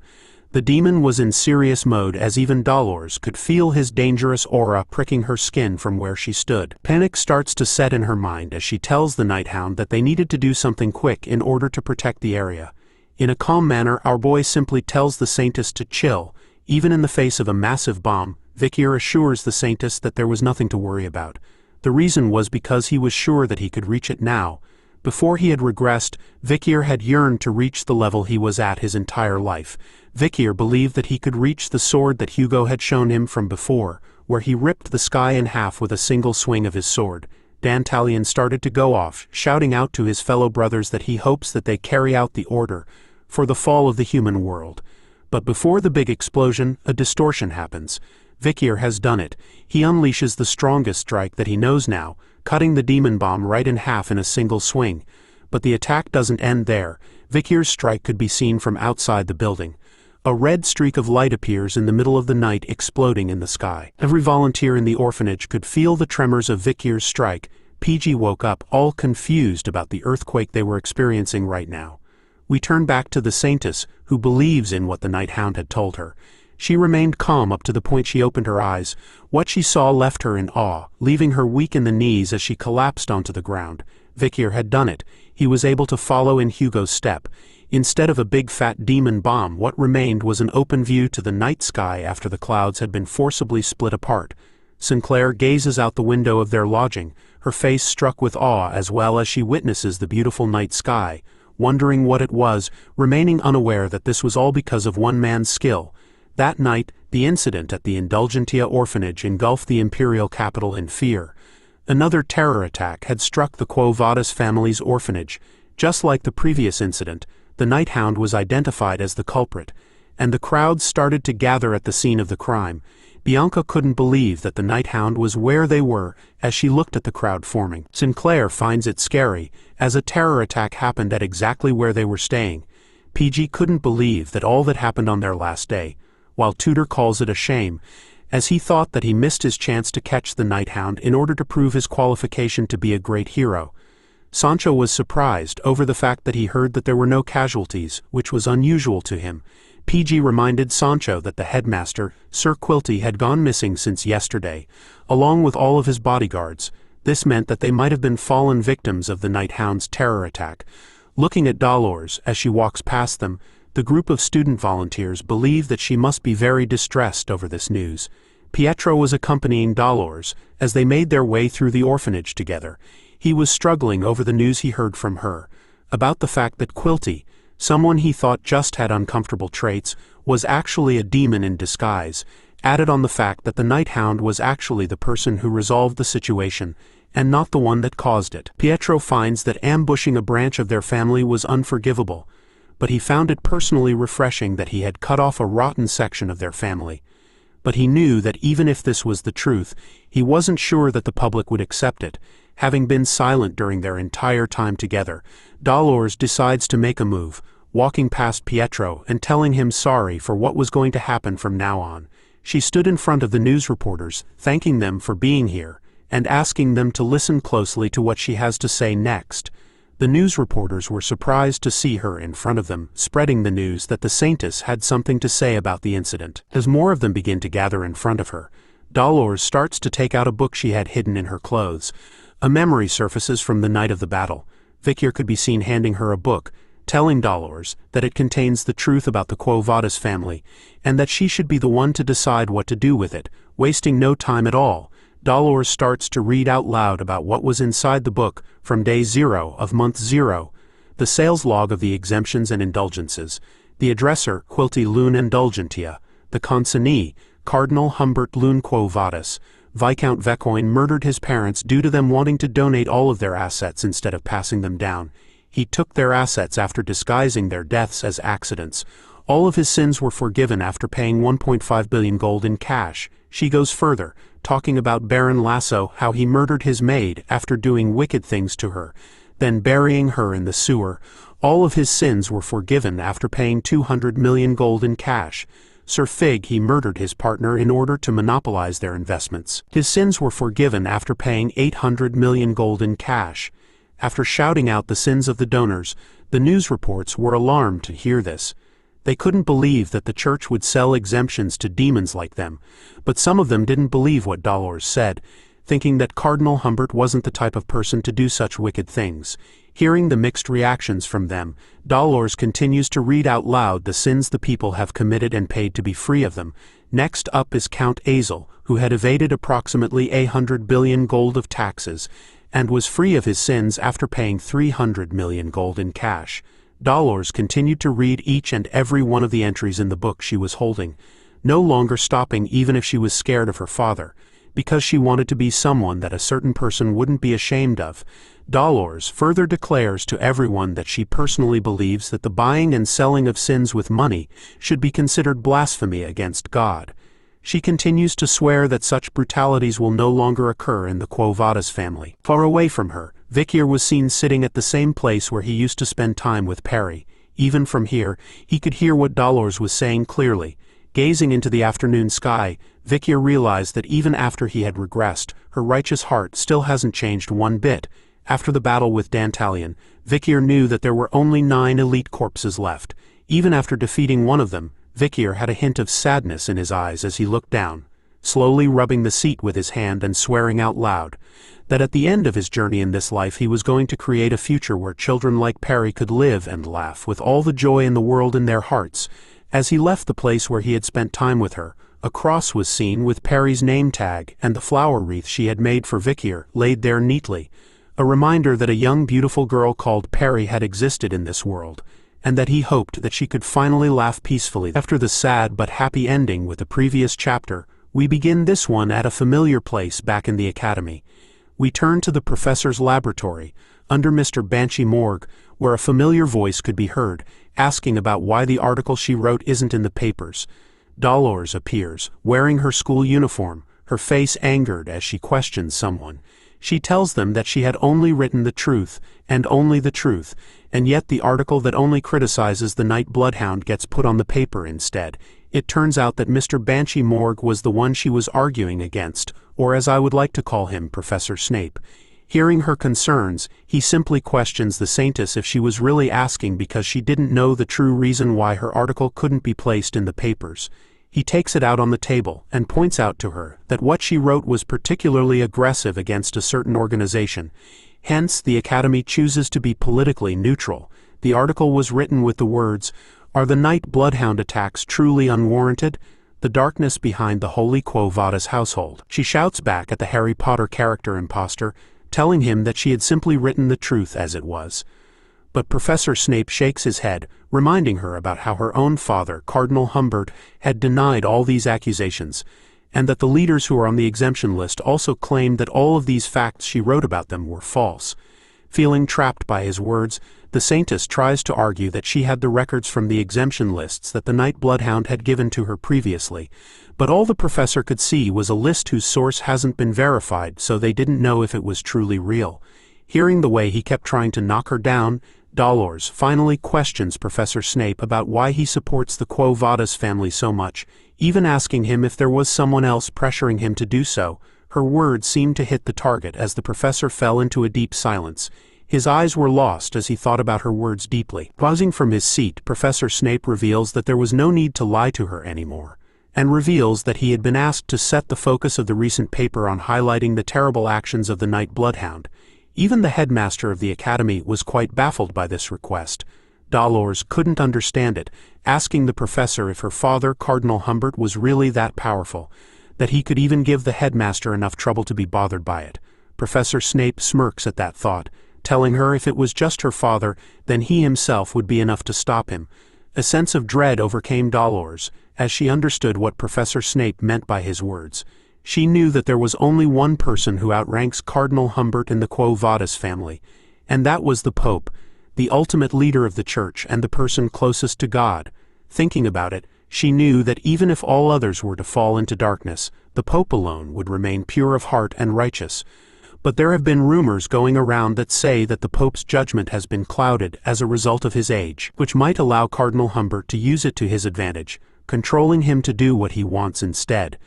Pushing that aside, Professor Snape reminds her that her article is not fit to be put in the newspaper, as the article she wrote suggests that it is in support of the Night Bloodhound's actions. He even tells her to keep in mind that the Night Bloodhound is a criminal, someone who has been committing crimes lately. Keeping her words back, Dolores knew that the Night Bloodhound isn't a bad person. The ones that are truly evil are the Quo Vadis members and the demons that reside within them. She recalled what the Night Bloodhound had told her, that there were still demons existing in their world, and that he had been fighting all of them by himself, a lone warrior against pure evil, who is determined to carry it on forward till his dying breath. Seeing that this was a losing battle, Dolores decides to leave the laboratory first, but as she did, Professor Snape reminds her to not look into this matter any further. Thanks to talking to the professor, it made her realize why the Night Bloodhound didn't come out with the truth to the public. Even though he was risking his life to fight all the demons all by himself, even though she lost the battle to place her article in the newspaper, Dolores won herself a new sense of purpose and confidence, which is to help the Night Bloodhound. We now turn to Tudor, who is seen stretching his body as much as he could. The boys were walking back to their rooms as Tudor complained about how tiring it was to study outside like this, and knew that volunteering wasn't cut out for him. Seeing how they were done with volunteering and studying, Tudor places his hand on Vikir's shoulder, asking him if he wanted to follow the group as they were going to practice the game run flat. But our boy declines the offer, saying he wasn't feeling well and needed to spend some time alone. The words "time alone" triggered something in Tudor, as his face was filled with fear for some reason, while PG happily tells everyone that he was going back to his room as well. Tudor, in an instant, covers the little boy's mouth, telling Vikir that having some time alone was an important thing, and that they'll hold on to PG in the meantime. Even after seeing the weird reaction from him, Vikir still agrees with what they were doing. Alone in his room, Vikir finds it perfect since he hasn't gotten any time alone since his fights, to the point that he couldn't even unpack the things in his bag. Thinking about the previous night, Vikir's swordmaster rank, which he had reached with the help of the saintus's blessing, had returned to its original state, high-rank graduator since that day. Even though he lost the swordmaster rank, Vikir still felt great. He had gotten the feeling of what it was like as a swordmaster, which was good enough for our boy. Rummaging through the bag, Vikir still had the best thing he had gotten from the fight, which was the thing he had taken while fighting Dantalian's bodyguards. It turns out to be the leather sack he had gotten from killing each of the bodyguards. Placing the 4 sacks together would allow it to transform into one large mask, and if Vikir remembers it correctly, and he did, turns into the mask of degeneracy called picaresque, which has fratricide, which means killing one's own kind, and degeneracy stats. Vikir couldn't believe that he had gotten a relic that rivals the demon sword Beelzebub in his hands. He had read all about this thing before his regression. This is a mask that gets stronger as the wearer kills more of his kind. It is said that the more humans you kill with this mask on, the more powerful you become. On top of that, it would allow the wearer to gain insane resilience and mana regeneration. Feeling a sense of adventure, Vikir decides to try it on, even after knowing that there were some sort of side effects that come with the mask. A sudden surge of power started to be seen from his eyes the moment he placed the mask on his face. Vikir could feel its power. His health and aura, which had been depleted from the fight with Dantalian, were immediately restored. Its power was different from the Swamp March salamander skill he had stored in Beelzebub, which could only help with lost limbs. The mask helps Vikir to recover from fatigue as well. But something weird was going on. Looking around where he was, our boy felt that something was off about his situation.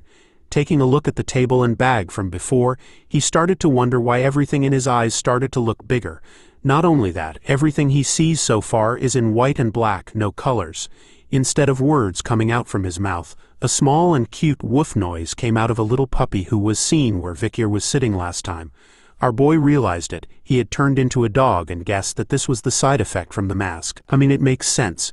He comes from the Baskerville family, which is filled with people having dog names in their own names. Feeling the panic and trouble in his situation, our boy started to run around in circles, in dog form, thinking about how bad it was going to be if he can't return back to normal. He needed to get the mask off his face somehow. As soon as he thought about how to get the mask off his face, it came out on its own, reverting Vikir back into human form as he stood naked as the day he was born inside his room. As part of the fan service, I'll let you guys stare at this specimen for a few more seconds. After removing the mask from his face, Vikir was glad to discover that it comes off his face when he thinks that he wants it removed. Looking at it as it laid on the ground, the side effect of being turned into a dog when he wanted was now a perk to Vikir. Thankfully, in the academy, there was no rule saying that students couldn't keep animals in the dorms, so this perk could help him in sneaking around without suspicion. But as he was thinking about how to use the side effect to his advantage, a cracking sound could be heard. Vikir could sense it coming from the bag, grabbing his attention. He takes out the Madam Eight Legs egg, which is now cracked. Seeing that it was cracking, Vikir recalled how the egg had moved back then. It was a sign that it was about to hatch. Knowing about Madam Eight Legs, who is a high-ranking monster that Vikir almost died multiple times to while fighting against it, he knew that even the ancient demons that command hell didn't want to fight against this queen, so they decided to give her a place to live in the depths instead. And yet, in his hand, the descendant of that monstrous queen was about to hatch. As soon as he thought of it hatching, a little spider came out from the egg, barking out sounds like a dog for some reason. Vikir stares at it, and couldn't believe that this little cotton ball is the madam's descendant, and was confused on why it was barking at him. The little cotton ball continued to bark and make dog noises, leading Vikir to believe that it learnt to do it when it was being held by a wolf. Soon enough, the little spider started to signal something at Vikir, with its sad eyes while moving its body sideways. Our boy took it as it was trying to say that it was hungry. Placing a piece of meat on the table instead of eating it, the little spider started to shake its head in refusal. Seeing its reaction to the meat, Vikir guessed that it might be too young to eat meat like the madam. Even so, he finds it as a win. Getting to own an S-rank monster from the dense forest is a good opportunity for him. Seeing how the little spider couldn't eat anything in the room, Vikir decides to head out and look for some food. But as he was roaming the corridors of the academy, a voice caught his attention. Someone was scolding, saying that a commoner shouldn't muddy the academy's waters. Hiding behind a pillar, Vikir spots a group of bullies surrounding our boy PG. Watching the situation closely, Vikir spots his friend in trouble and slowly recognizes the people bothering him. The main bully turns out to be Granui de Leviathan of the Fire Corps, who comes from the poison-wielding Leviathans, one of the 7 pillars that make up the Empire. He's known as a top student of the Fire Corps Freshmen, and he's exceedingly proud of his status. All this information was given by PG, our human dictionary of information. Sensing trouble brewing, the human dictionary makes the right move, smoothly sailing away from the bullies and using the excuse that his friends were in the toilet and waiting for him to get away from them. But one of the bullies stopped him from exiting, telling him that a commoner shouldn't be going away so simply. Granui appears and calls him worthless. speaking about how he was just a low-rank expert, and that just his mere presence in the school was enough to annoy him. He also finds it an insult that someone like him, a member of the 7 great families of the Empire, has to walk in the same halls as a commoner low-born peasant like PG. With a disgusted and arrogant look on his face, the main bully declares to PG that he didn't belong in the academy, and that he should leave it immediately. He even goes as far to say that the people PG hangs out with were probably at the same pathetic level as he was. Hearing those words, something awakens in the timid young boy, his eyes filled with a profound sense of rage as he grabs Granui by the collar, startling the bully, as he didn't expect this from a mere commoner. With fury in his words, PG holds him up, telling the bully not to insult his friends as he did before.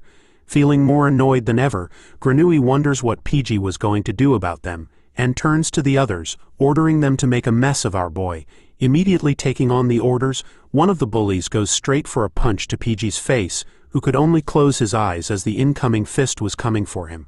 But as he waited for the fist to hit his face, nothing seemed to happen, so he slowly opened his eyes to see what was going on.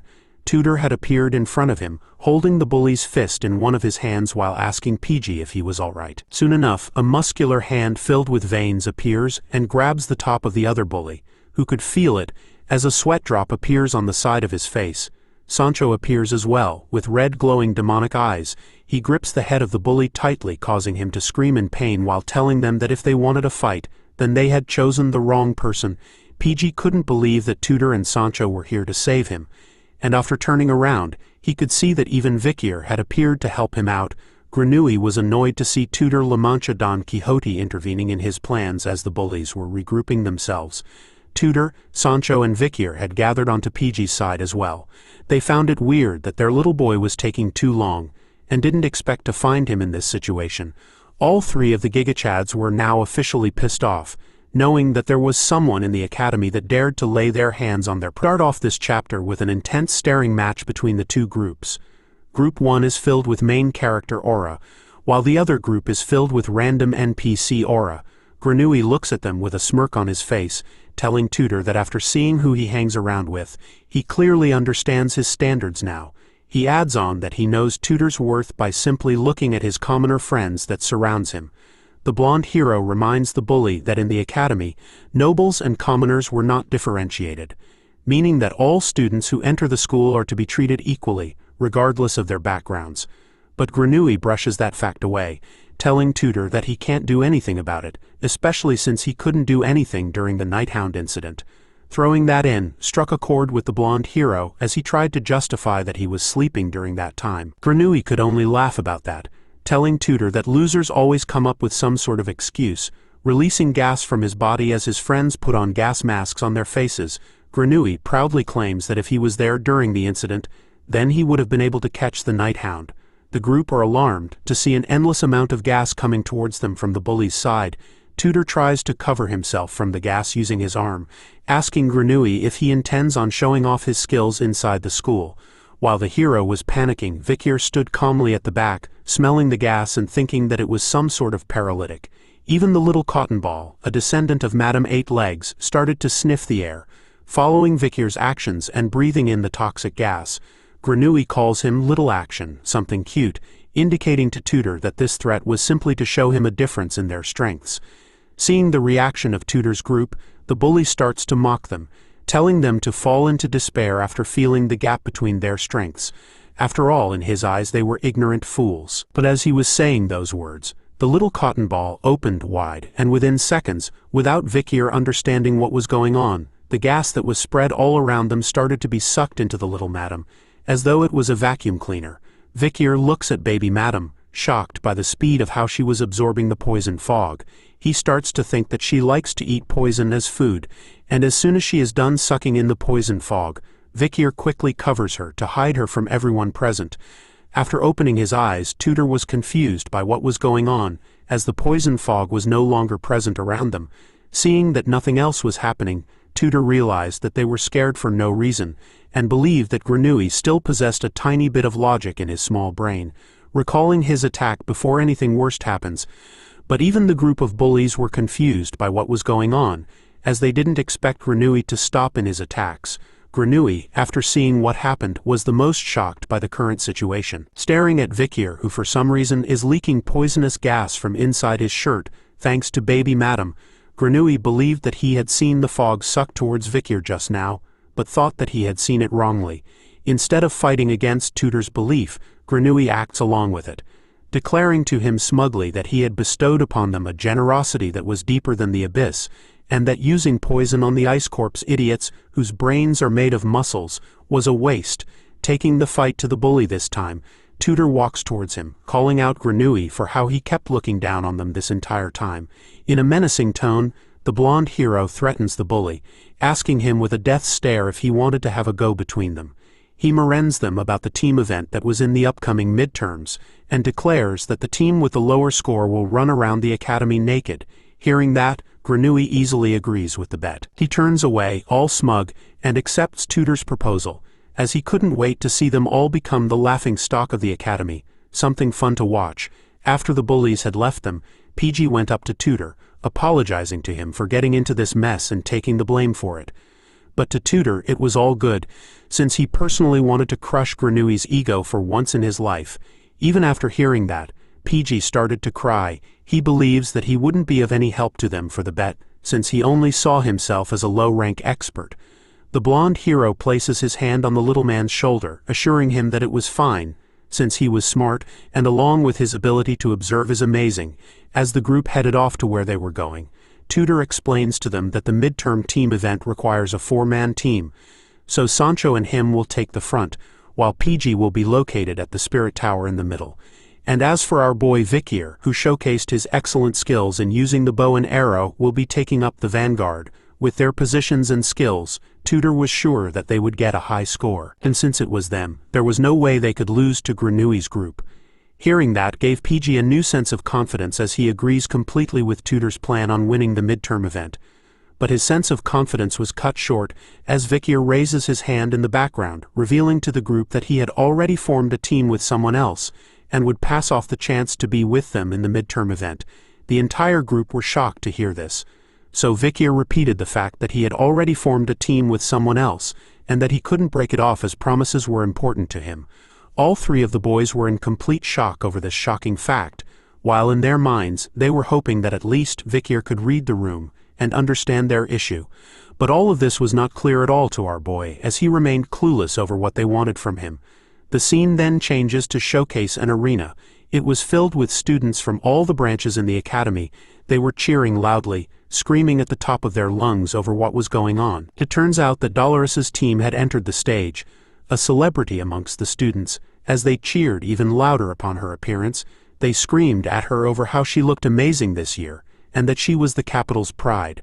Undeterred by the screams of adoration from the students in the stand, Dolores remained focused, her eyes unwavering from the test before him as she donned her armor. Here's a little background on what is going on. The Colosio Academy's midterms will be shown to outsiders.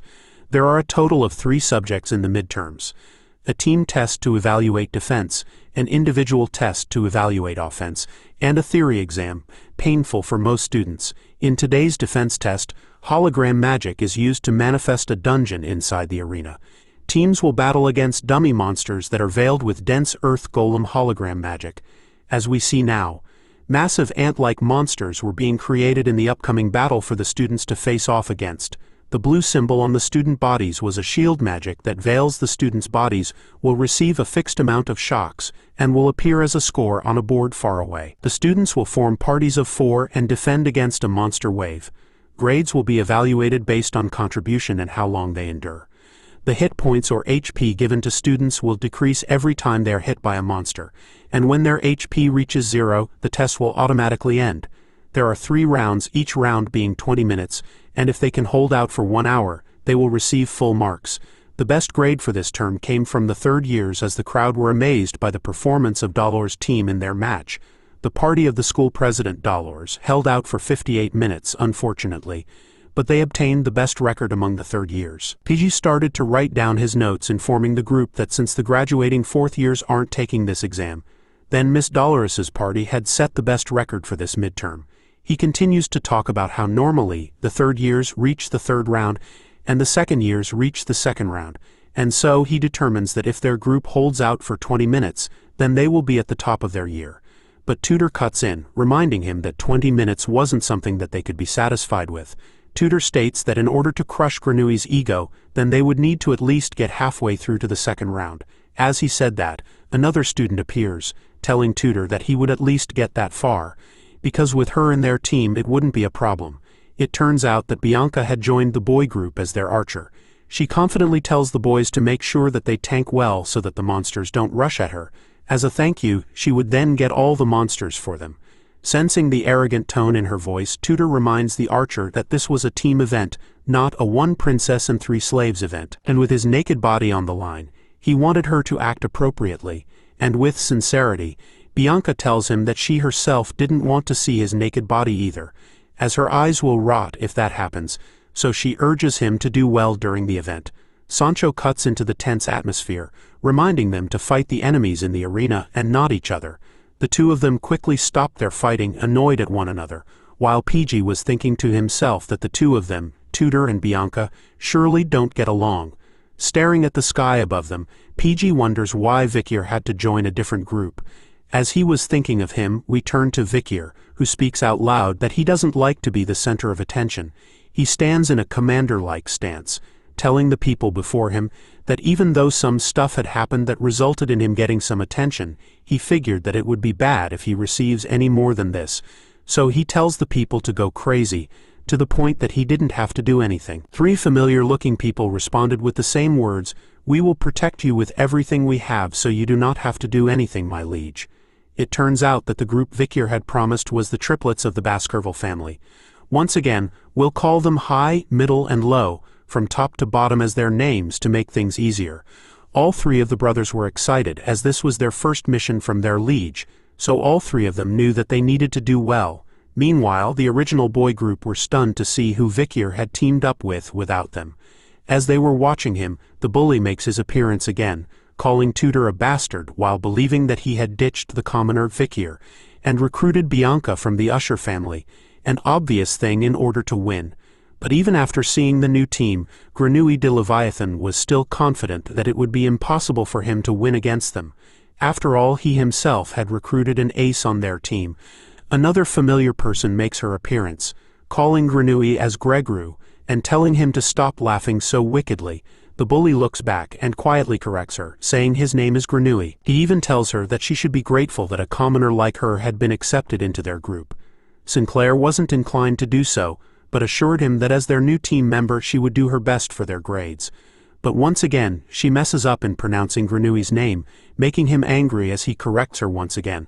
While she remains curious about which group Vikir had joined, Granui leads the team confident that his group, Group 69, would take the #1 spot amongst all the first years, while in Group 108 was Vikir and the triplets Team Baskerville.